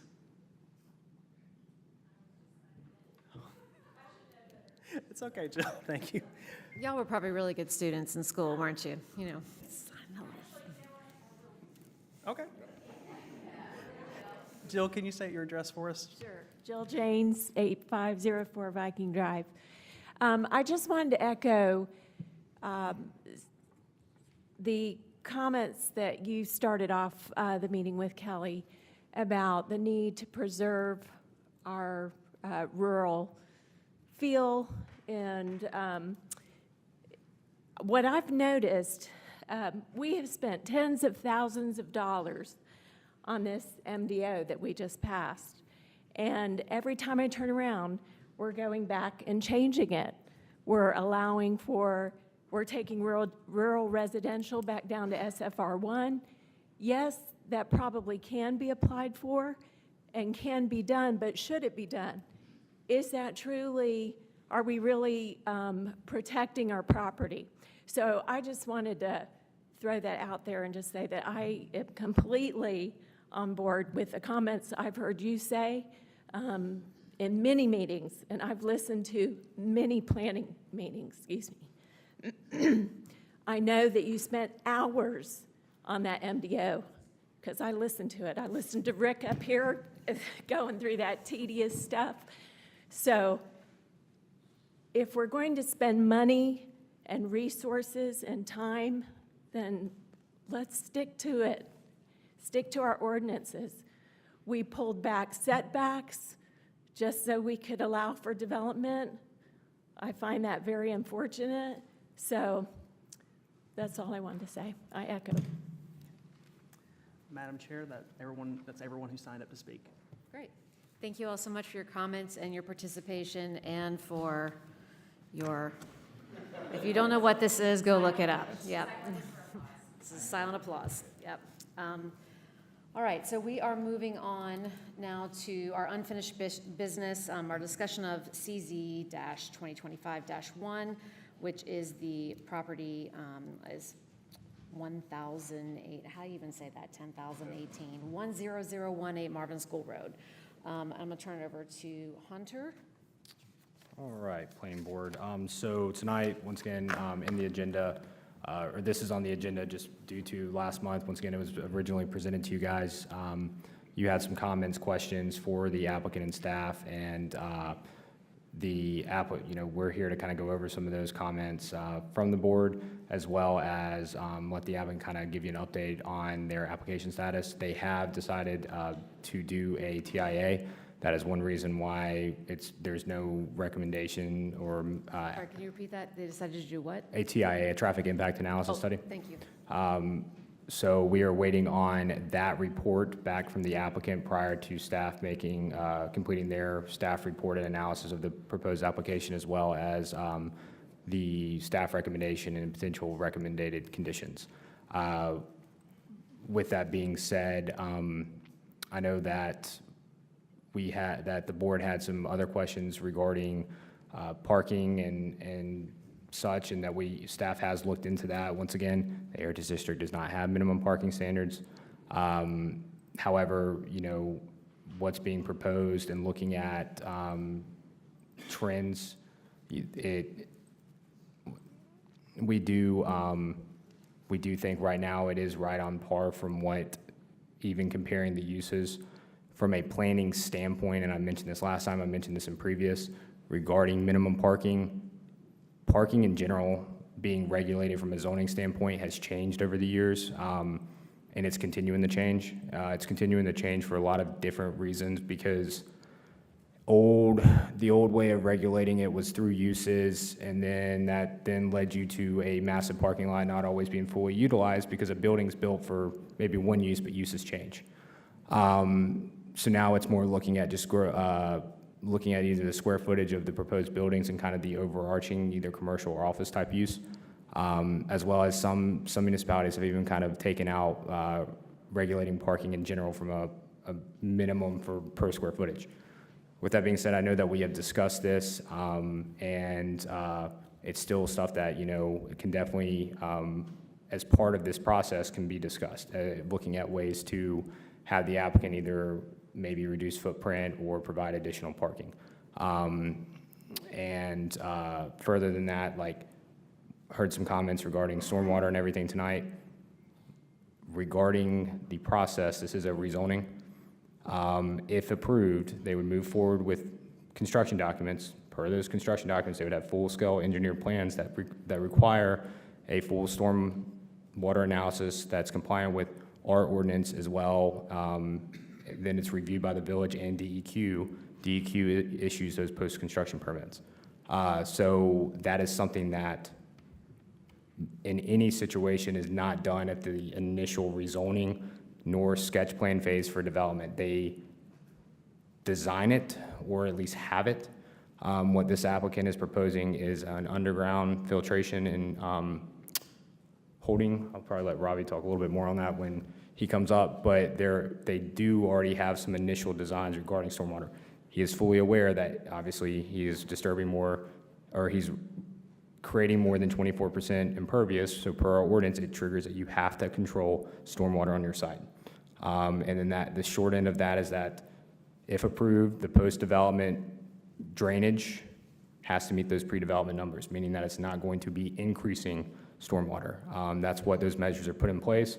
It's for any development that's in Marvin that is just, adding more than 24% impervious into a development. Any questions on that? Is there a precedent for if there is going to be a paved surface, you own property in a neighborhood, that if you did a driveway, it had to be pervious? Is that, what's the term? Where it has to be able to soak up water and send water through the concrete or pavement. It's like a special kind of. So a permeable pavers? Pavers, it's an actual type of concrete asphalt. So there is, in that, there are ways to where, even though they're adding surface, that they, depending on the threshold, and I'm not an engineer expert on this, so I'm gonna try to keep it high level, is that if they were to do some type of surface that allowed for infiltration permeable, then it could bring down their, that 24%. I know that was mentioned by the applicant. Either way, it's either, if it's impervious and it's above 24%, stormwater control measures, SCMs or BMPs, or how it has to be controlled. And if not, once again, then they have to provide that, and it's still reviewed. It's done as a low density permit from the state. There's still certain improvements that have to be done. However, but all of that still would be reviewed by the village as well as NCDEQ regarding that post-construction stormwater permit. Does that kind of answer it? I mean, there are materials. It's just sometimes costly on that end. I have a question. Mm-hmm. Were there really not retention ponds built for town hall? Do you want me to take that, or you want?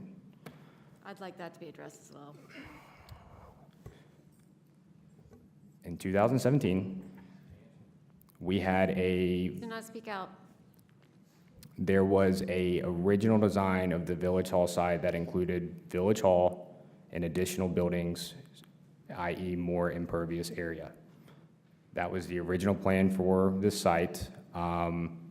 That was what was then submitted in what the post-construction permit that I believe one of the residents in her comments was mentioning.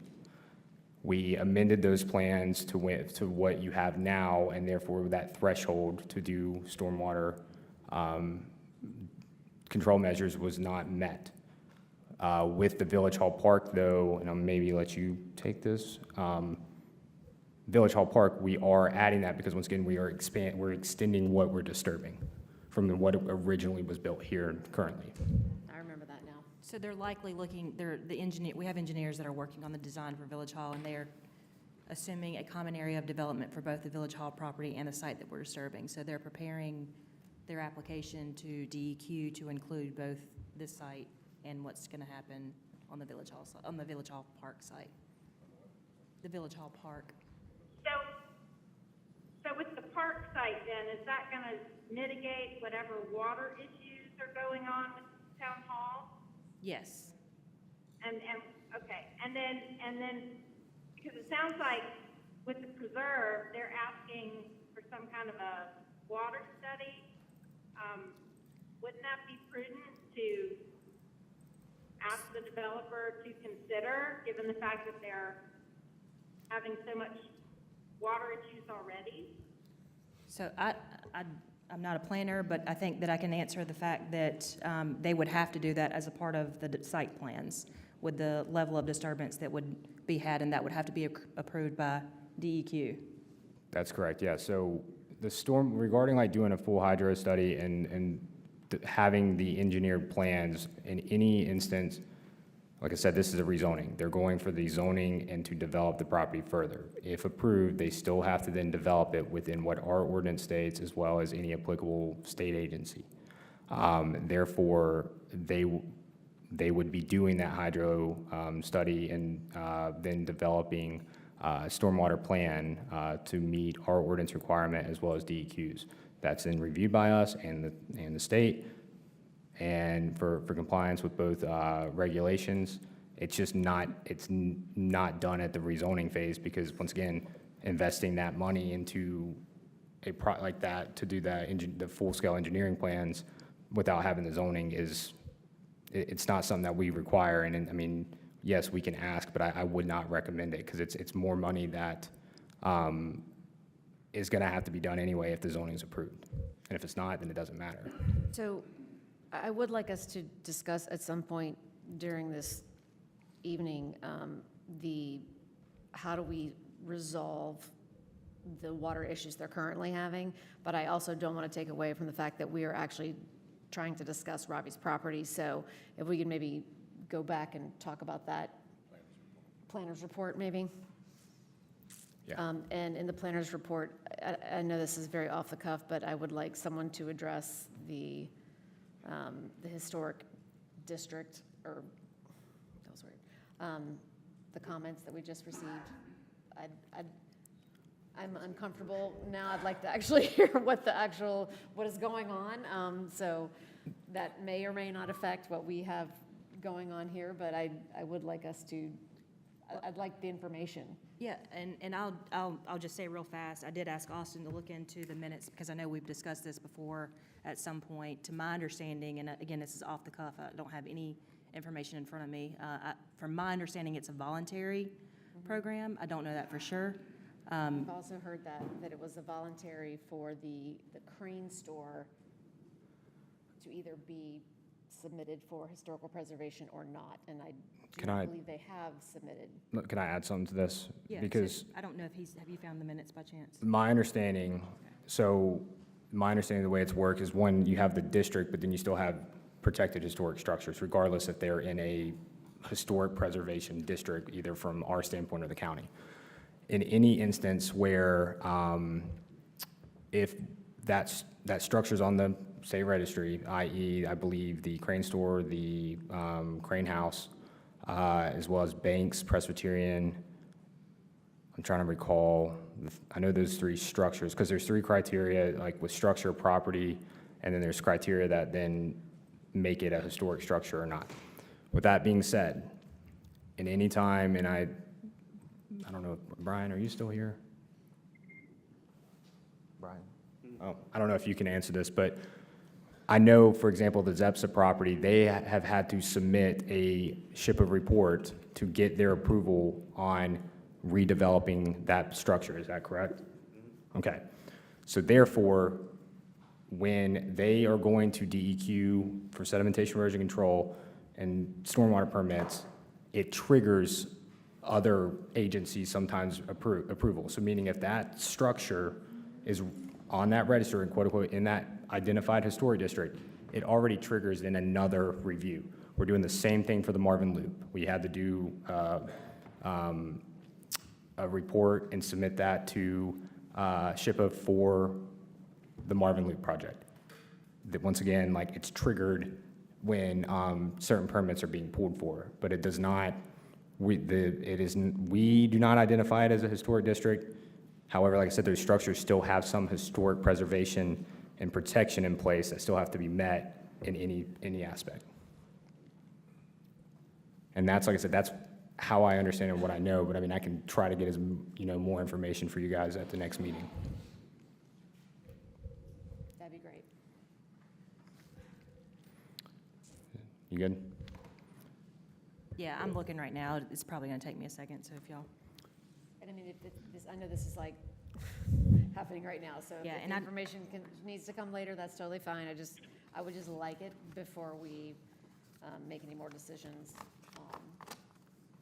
I know primarily the Zepsa property has already been approved, and so they will now get to deal with that through the process, but anything else would be good to know. And it's the same thing for wetland, all that stuff. When a development is going to, that basically have to get a sedimentation erosion control permit and a potential post-construction stormwater permit, those are requirements that is submitted to DEQ.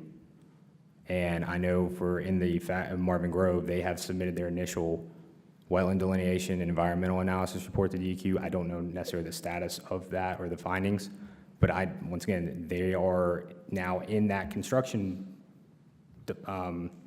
plan phase where all this stuff is then required per the ordinance or required for state permits, and then they're submitted and reviewed accordingly by either the village or those applicable agencies. Okay, thank you. All right, back to the property on the table. So, Robbie, do you want to, or you and Chris, so the applicant is here tonight. Once again, the intent of tonight's meeting is kind of, address some follow-up questions, let you know kind of the status of where we are at, if there's any additional comments or feedback from the planning board.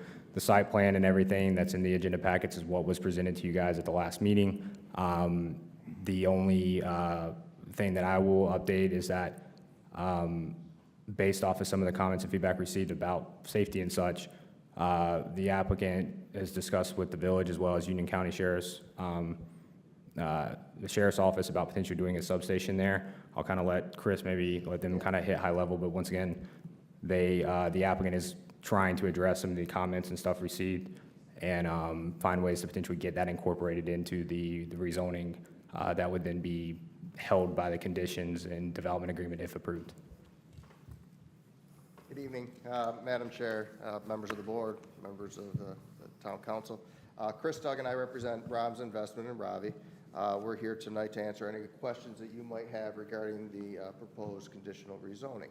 As Hunter has discussed, we did have a very good meeting with the Union County Sheriff's Office, Sheriff Kathy, and had discussed a possible satellite office as part of this development. We're committed to that. We're committed to, if that will work out with the village here and interlocal agreements that would have to be formed between those two agencies or this agency and that. We're committed to provide that and provide that space as well as maybe some other dedicated civic space over there. We are waiting on a TIA, the traffic impact analysis, based upon the disturbance. It was not required. Ravi felt it's important to actually have that traffic impact analysis, so we're waiting for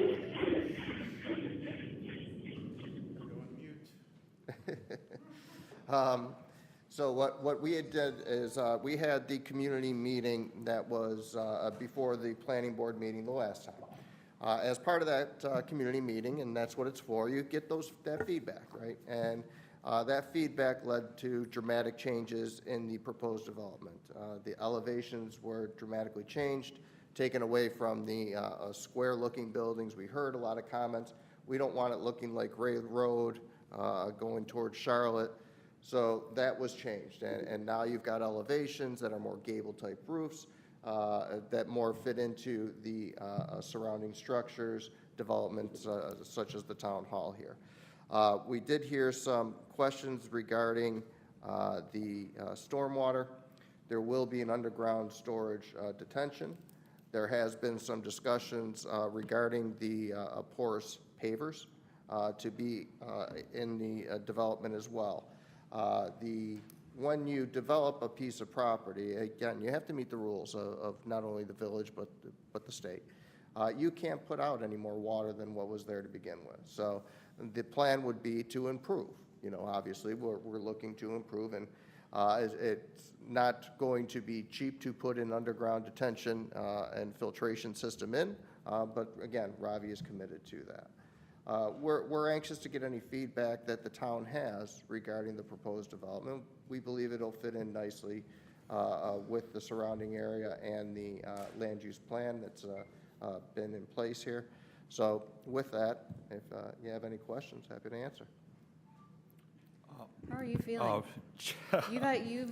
You've sat there and stoically listened to your surrounding neighbors give their opinions, and how do you feel about what you've proposed and the comments that you're getting? Okay, Chair Cates, Planning Board, staff, and the council members, thank you for giving us the time to present our side of the case, at least my side of the case, because I'm just one of the residents who lived here even before Preserve existed. And like I mentioned in the last public hearing, I've taken people to see their lots where the community wasn't even built. I actually walked through the dirt just to show them because I was so excited that there was a new neighborhood coming in my backyard. And I even at one point when they proposed, Toll Brothers proposed that they're going to give us 14 acres, which our council turned down, I felt bad because that would be an asset, the 14 acres, and I supported that higher density behind my home. But of course, that fell through. But coming to where we are right now, I know I'm given an opportunity to build something exceptional. And I'm just not going to build something that you see anywhere else. And when in the first meeting, when they proposed, the feedback that I got was that the buildings look so typical. And I said, you know what, let me make something that is on par with Providence Down South, Preserve, and still look like residential, but still has that look and feel and the characteristics that Marvin, it fits in Marvin. And another objection that people have raised, and that's a valid objection, and like I said before, I've been in law enforcement, especially crime analysis and all that for 27 years. I'm a Marvin resident, I'm not going anywhere, and if at all, if there's anybody that built before I die, I'll be the one who's going to be building it, and nobody else is going to be building it. And as far as the safety goes, there are several who are standing behind me, are family members that I've known for many, many years. And anything that I do have to take care of their interests. It's not only safety, traffic, stormwater. As a matter of fact, I went and met Dr. Jalali. I called him up because it rained really bad on Sunday, and I wanted to see what he's talking about, because all that water from this side, because nothing has been built in 50 years except that home, but the water has to go take its own course, and the water gets accumulated on the northwest corner or the northeast corner. And I asked Dr. Jalali, but he was out of town, but he let me go walk the property. Yeah, there is water, but the thing is, whatever I'm doing, whatever I'm building, it's only going to help. And I don't have a problem. I know Hunter mentioned that it's something too early in the stage to even come up with a stormwater detention. But I'm already had somebody working on it. My civil engineers are working right now, but the thing is, I never expected that the stormwater would be a bigger issue than, well, one of the biggest issues. So my engineers are right now, I spoke to them this morning, and they are working on getting a retention pond that would only help. I could have had an open retention pond, but the thing is, I don't believe in open retention ponds because you got grass growing, you got trash going into it, and I just wanted to be something that people can't see. I mean, anything has to be underground, you percolate a little bit, and then release it as you go on. And one of the concerns that they had was, I know privacy has been a concern, and I heard that from some of the planning board members while we're talking about the height of the building and the square footage of the building. And the number of spots is something that I've heard from the residents, which I do want to take it seriously. And one of the buildings that's on the other side is going to be, it's supposed to be a 2-story building. And I know some of the residents came about and told me that that one building is going to hurt their privacy. And I'm willing to lower that to 1 story only and reduce that by another 5,000 square foot. That's going to add another 15 to 20% of more parking without changing the square footage. And another thing that we're talking about, a building that I want to convert to a civic building. Sometimes you got to have a private and public collaboration, cooperation to make things like that happen, where Sheriff's Office is willing to move here. This is not just Marvin, it's not just Waxhaw, it's the entire west side of Union County will benefit from something like that. And if Marvin ever wants to expand, or if you have another civic department that wants to come into the first building, I want to keep that as a civic building to a certain extent to the full usage of that, the use that comes about needing. So anything, or I'm willing to have a meeting with the, I've reached out to several of the residents, like I spoke to Dr. Jalali, who was the one behind me. I spoke to another resident who lives in this other home. But of course, I'm willing to work and talk to several residents if there are any other concerns. Safety and traffic, I'm doing what I can, and stormwater, 3 main issues. I'll be going above and beyond to make these things happen and work for the whole town of Marvin, not just for myself. And I think I sent the list of uses that I was planning on, the kind of uses that I was planning on initially versus the Sheriff's Department coming on board. It just changed the whole equation because the civic side does not add up too much parking, but we still have other spaces. And even the other uses, I sent a list of what are the uses that I was looking at. I'm not going to look for Olive Garden or a box chain. I was looking for Ogie's or Mangiano's or some other high-end restaurant that fits Marvin's demographics. Because with the kind of construction that I'm going to make, I don't think a typical standard restaurant wouldn't fit in here. And the costs are going to be high with what I'm proposing, but I'm still willing to take that and only bring in what fits for Marvin and Marvin demographics and keep it safe. Did you have, you mentioned to me about a potential tenant. Was that the Sheriff's Department? So yeah, so the applicant has provided kind of like a market strategy and kind of what those prospective tenants, I received it yesterday, so it wasn't included in the packets. It will be for the next one, or for the next meeting. In short, as Robbie was kind of mentioning, the discussions that, staff has had with the applicant based off of the comments and stuff and feedback received, yes, one of the, right now, current recommended conditions, once again, it's conditional zoning. These conditions have to be mutually agreed upon by the village and the applicant. With that being said, one of those recommended conditions was potentially reserving X amount of square footage. We're kind of working out those details for civic or public safety use, i.e., as previously mentioned, we've had those early conversations with the Sheriff's Department. They are initially were supportive of the idea.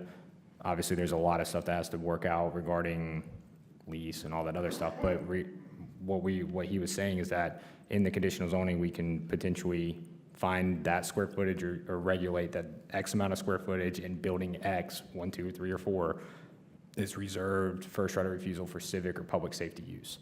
Ravi brought up a good point that regarding the parking situation, like regulating certain uses and those certain percentage of those uses would then help, I think, with some of the potential concerns with the parking. But regarding like an anchor, that would be potentially one of the anchor tenants. It would be in addressing kind of multiple issues that has been brought to or been brought up by some of the residents during their comments. Robbie, thanks for coming out tonight. Appreciate it and listening to your fellow residents. I'm looking at the site plans, and how many phases do you anticipate? 2 phases. 2 phases. Do you have a site, is there a site plan in here that shows phase 1, phase 2? Building 1 and 2 from the left, if you actually have that up. The building 1 and 2 are the first phase. So you're proposing? So the building's closest to Village Hall. Yep. So building 1 and building 2 would be phase 1? Yeah, and building 1 would be the one, the way I aligned that building into a T shape, sort of, so that way all your, if there is any police vehicles or the sheriff's office, they can get out of the space in the back, and all your cars are sitting in the back, and they can just take through, either get out of Marvin parking lot or come out of the my property. I heard you also say that you were going to, both of these buildings, building 1 and building 2, are on here as proposed 2-story. Is one of these going to be a 1-story building? The building 4 is going to be the 1-story building. So phase 2? Phase 2. Why not phase 1? Because that space, I think, Because if I had to... parking, we've heard parking is a big issue. 2 stories, You know, I mean, what's the parking ratio on phase one? Phase one, because I have to do, oh, go ahead. Yeah, you have to build the entire site, the entire parking site, before you begin development anyway. So the entire parking lot will have to be built, whether you're just doing phase one. So you'll meet very good parking requirements on phase one. Yeah, we'll have plenty of parking What is for the phase parking one. requirement? What would it be if you We're looking right now If the at- two-story, you're looking at 15,000 We'll be close to square 3 feet. now. How many parks would you build on phase one? Well, you would, the 90 total something, amount, 90 something, 94? 92. So what he's saying is the whole, if approved, the whole development would be, or the whole site would be developed at the same time, meaning that 92 parking spots would be, 92 parking spaces for 15,000 square feet, so you're at, you're almost at 5 to 1. Is that right? Am I doing the math? Yeah. Probably there. Okay. and as previously mentioned, with it being broken up into phases, and I know we talked about this with Marvin Grove, if at that 5 to 1, it's already successful, I don't think a reasonable investment would be to build additional buildings if you're already struggling with parking as is. But I think with the reduction in what Ravi is proposing with reducing building 4 to 1 story, which then lowers the footprint at 30,000 or slightly below, it would bring the total, if project's fully built out per what's being proposed, to a 3 to 1 ratio, which is on par with what was approved for Marvin Grove. But in the phase one, do you plan on having any restaurants? One of the buildings is supposed to be a coffee shop. The two buildings I have on the two sides Well, of there the... goes your parking ratio. So, could you repeat that question one more time? I mean, typically, restaurants require 13, 15 to 1 parking ratio. But as standard, we're just going, I I'm mean, just throwing it out there. I mean, parking's an issue. We've heard parking's an issue. And, you know, if you're gonna have a restaurant in there, and now one of your tenants requires typically 15 to 1, you know, I'm concerned about the parking, Robbie. I really am in the 2 stories. I mean, those are my 2 biggest concerns on this project. okay. I just have a question about why 4 buildings? I mean, that is like a combination of what the maximum footprint is allowed per building and looking at the overall costs. So I thought it was reasonable to have 4 buildings. And the 2 buildings, I wanted to keep it so specific to 2 main uses, either a coffee shop and a restaurant kind of setup was the primary reason why we structured the buildings the way we did. So 2 separate, so a coffee shop and a Restaurant. To be fair, coffee shops and restaurants keep entirely different hours. Say what? Coffee shops and restaurants operate at peak times in entirely different cycles. Unless you're Coffee shops in the morning. You doing a restaurant or Coffee, coffee shop? Do we know? I'm just asking, Proven a restaurant? I'm not testifying here. I'm just making a statement that coffee shops have peak times in the morning, restaurants in the evening, so we should keep that in mind. And once again, that's why, like I said, from a planning standpoint, when regulating parking, it is very hard to then regulate it from a use standpoint because uses do change, especially in mixed commercial office use developments such as. So that's where like having the generic kind of what the ordinance states, once again, does not apply to the Heritage District, but for any general retail and office, the minimum is 2 for every 1,000, and the maximum varies from either 3 to 4. So he would be right in line with that from an overall standpoint. But once again, that's what that applies to other districts, not the Heritage District. That's how it was set up. But you're not taking into account restaurants when you said that. And I understand. I'm letting you know, like, it is hard from a planning standpoint to do that. So, just to clarify, you are proposing 4 buildings because that's what you need in order to make this financially work? To a certain extent, but not really. I mean, the thing is, why I'm building this is something that I hadn't real. Please, keep it down. Cost is definitely something that you gotta look into when you build something like this, but at the same time, you gotta trade off how much you got square footage wise, and what's your cost, and number of parking, stormwater retention. I mean, keeping all of that into consideration, yes, cost would be primary, but at the same time, give the product that I wanted to put in there. And how, and I know we have a representative from the Zepsa property here tonight, but, you know, with their phased building, are you not concerned that there's going to be too much inventory, too much commercial inventory on the market to be able to fill everything? Yeah, I don't know exactly when the Zepsis property is actually going to come under development or begin its development. Our goal would be in the first phase to begin in 2 to 5 years, would be the first phase of our development. If we're looking to bring in Civic, for instance, we're not really competing with the commercial development on the Civic component. So if the first building, you know, part of that first building is going to be eaten up by a Civic component, whether that be sheriff or the village or some other Civic component, you know, we're not competing with a business there. Obviously, you build for the demand, right? You're not just going to go build and put all this money into a building to sit there and watch it vacant. And, you know, now you're just throwing your money out the door. So, you know, the demand is going to drive the build, quite honestly, especially on the second phase. You know, you're not going to have that if there's not going to be that demand, there's no sense in going and putting in all this money into structures. I mean, the sheriff's office coming on board, I mean, if that do really happen, the kind of clientele is definitely going to change. You could have a high-end jewelry store. I reach out to high-end jewelry store. If you have a police station right next door, everybody feels secure. You ready for that, Deputy Swan?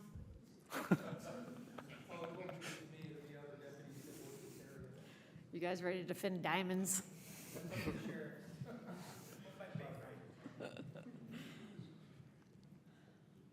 All right, Planning Board. Any other comments or questions? I am interested to see the traffic study. You'll have that by 7th. We'll produce that by 7th, so you'll have it way advance. And you said you are doing a stormwater study as well? Yes, I'm going to get that to you. I have that preliminary, but I don't have the final because I have to run through my GC to just get that real good numbers. So. And that TIA, you know, looks at the highest possible use that's going to come out of the property, so. And will you have time, if you decide to bring a 2-story down to a 1-story, will you have time to adjust your plans prior to the next meeting? We will change that one building to 1 story, and we'll get that updated in a couple of days. So whatever plan that you have, as long as Hunter has the time to do it, we'll get that updated so it can clearly show what we're presenting. Yeah, thank you, because it would be very difficult to say yay or nay to anything that isn't what you're actually submitting. Yeah, and once again, that's why tonight was kind of just discussion, kept it on the agenda to kind of address some of this or at least discuss it a little further. So between now and the next meeting, the applicant will get the information that he just mentioned and get the plans updated. If all that is then submitted in time, then come the April meeting, staff report will be done and you guys would have all the information to make a recommendation. However, if there's any delay on that end, once again, you know, the applicant will notify me and we'll keep the board updated in that process, so. I would encourage you to, and this is always a dance, you know, between having enough parking and then putting pavement where grass used to be. So, but if you want something to be successful, and having enough parking is going to be pretty key.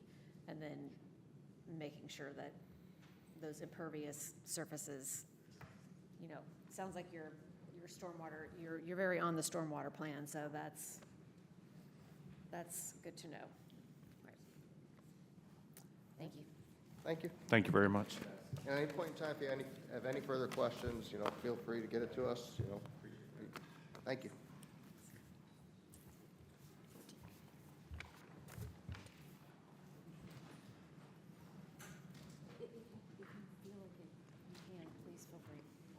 So regarding the National Registry of Historic Places, we're still looking for the minutes. I don't have an answer at this point in time.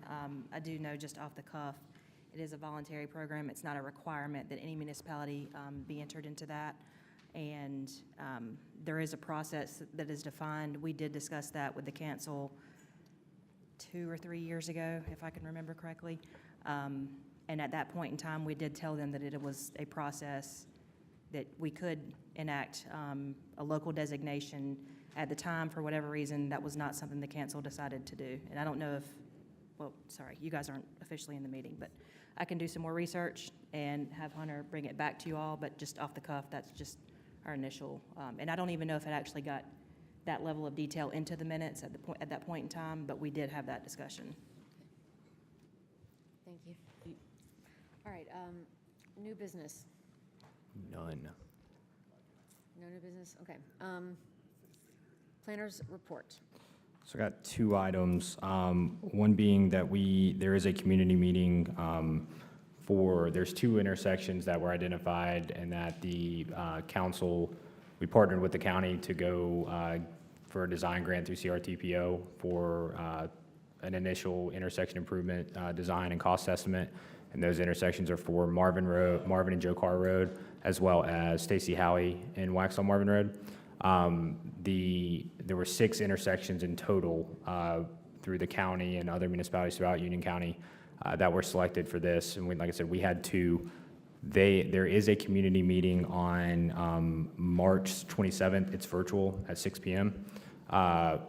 We have postcards in the outside at the front, but that is a community online meeting.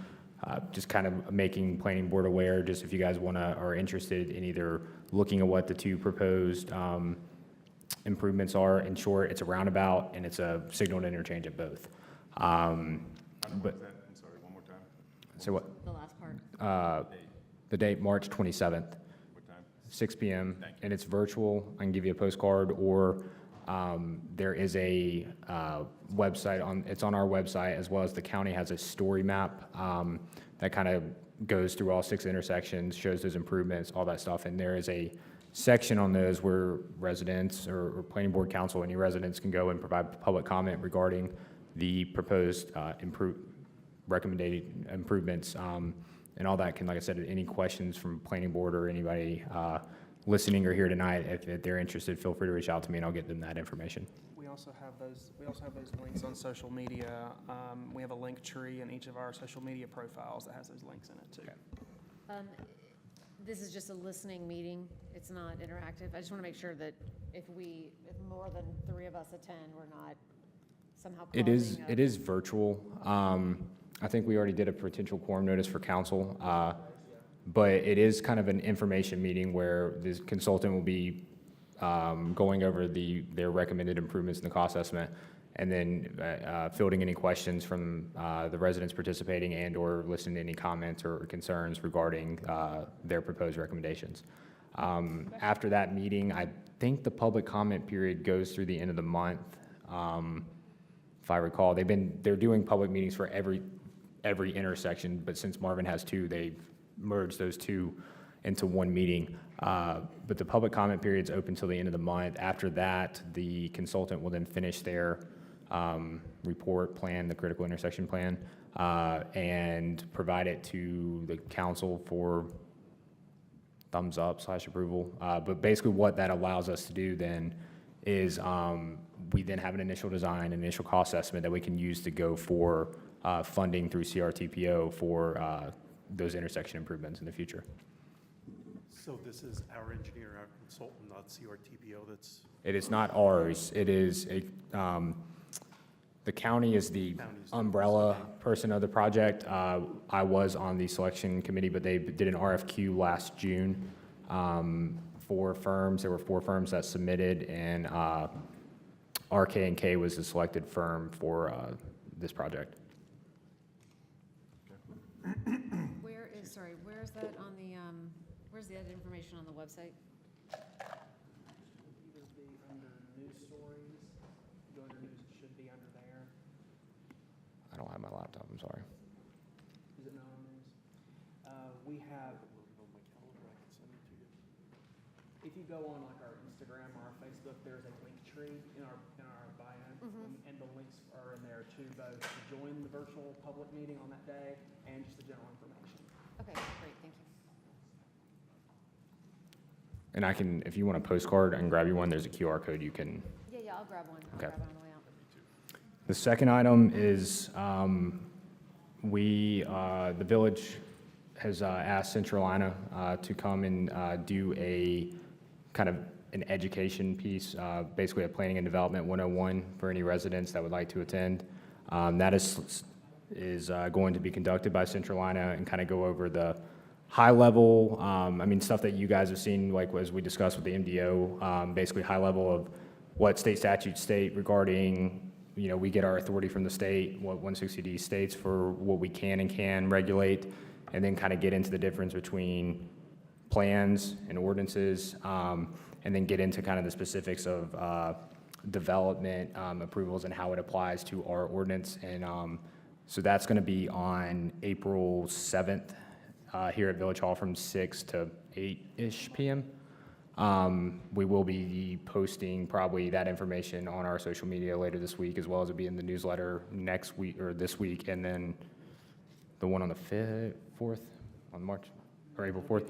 Either way, it's open to the public. It's basically just a way for the residents to come and learn about planning and zoning regulations, and specifically how what staff, planning board, council's roles are in those different decisions, just to have a better, give them a chance and opportunity to have a better understanding of those processes. So That's great. Let me just ask, Hunter, is it going to be where there can be specific questions asked, like where did the Heritage District come from? Anything specific as to? it's not there. It will have a question component, but it's not supposed to be specific to any specific development or any of that. Some of that will, in a way, be answered with kind of the plan versus ordinances standpoint and the purpose of planning and doing land use and master plans. But specific questions like that would not be at that meeting. Bob, would you recommend that if people do have questions about how the Heritage District came to be, that they come to Coffee with Council? Does that still happen? Does Coffee with Council still happen? Oh, absolutely. Yeah. That's what it's there for. Tomorrow, be there, be square. Thursday. The next Coffee with Council is on Tuesday, March 25th, so next Tuesday. Oh, next Tuesday. Check your calendars, gentlemen.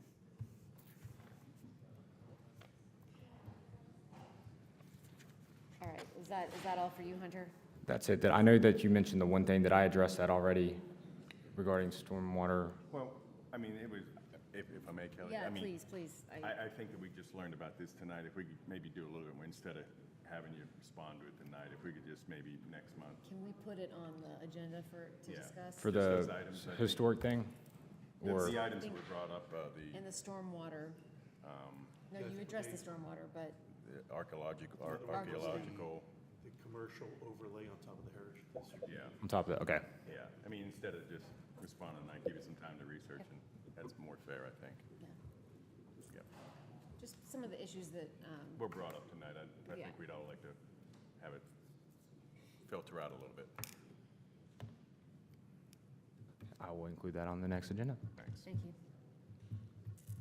And we'll see the traffic report. Yeah, so once again, for the rezoning that was on the agenda tonight, if the applicant gets all of the, outstanding materials, then staff will then finish their staff report and provide their recommendation. We are already been drafting recommended conditions. So at the next meeting, you guys will get the staff report. We'll kind of go into the recommended conditions as well as the draft development agreement. And at that time, like I said, unless you would request more information, you guys would be able to make a formal recommendation at that next meeting. And one of the things I've talked to Hunter about and asked, and Angel, I hope you can hear me, is also giving a little bit more guidance and outline to planning board as to what we are legally able to ask or not ask, depending on the zoning application or the conditional approval, like whatever it is, just to having clarity around, what decisions we can make and what questions we can ask. And- I think it's gotten a little confusing with the new MDO, and so I've just asked for a cheat sheet or something that can. And we'll put together that, I mean, in short, as planning board, your role is to review rezoning type applications, and you're reviewing those from the standpoint of, is it consistent or inconsistent with the adopted land use plan or any other officially adopted plans? But that conditional zoning aspect does give you a little bit more, wiggle room to bring up stuff and recommend specific conditions. But once again, those conditions have to be mutually agreed upon. And like the example, like the stormwater thing, like we cannot legally require him to do a stormwater as part of his rezoning application. If he wants to, great, but that has to be something mutually agreed upon. So I think the way that it was discussed tonight is exactly how it should be, potentially making that recommendation, but just note that you can't force it on him unless he kind of agrees, or any applicant. Raise the request. Yes. Great, perfect. Thank you. All right, board member comments. Angel, how about we start with you since you are virtual? Since I'm driving. Yeah, the only thing I wanted to add about the neighborhood meeting, when we were talking about that with developers, is that I think it's important for transparency to, whether it's a conditional or Conventional. otherwise, that it's important for people to be able to go to these meetings and ask questions, and I would hope they would continue. Did you get that? That's it. All right. Thank you, Angel. Bob? Yep. I'm good, thank you. John? Next. Same. Staff, thank you very much. I know there's a lot of work that you put in there, especially with the neighborhood meeting, so we appreciate that. And again, for the residents that are left, thank you for your comments, and we appreciate it. Mike? Yeah, Kelly, great job running the meeting tonight, very well. Appreciate that. And residents, thank you for your participation. That was very good. We learned a lot, and that's the way it should be done. Thanks for coming out. Thanks for being calm. Thanks for presenting your ideas in a orderly and very educational fashion. So we appreciate that.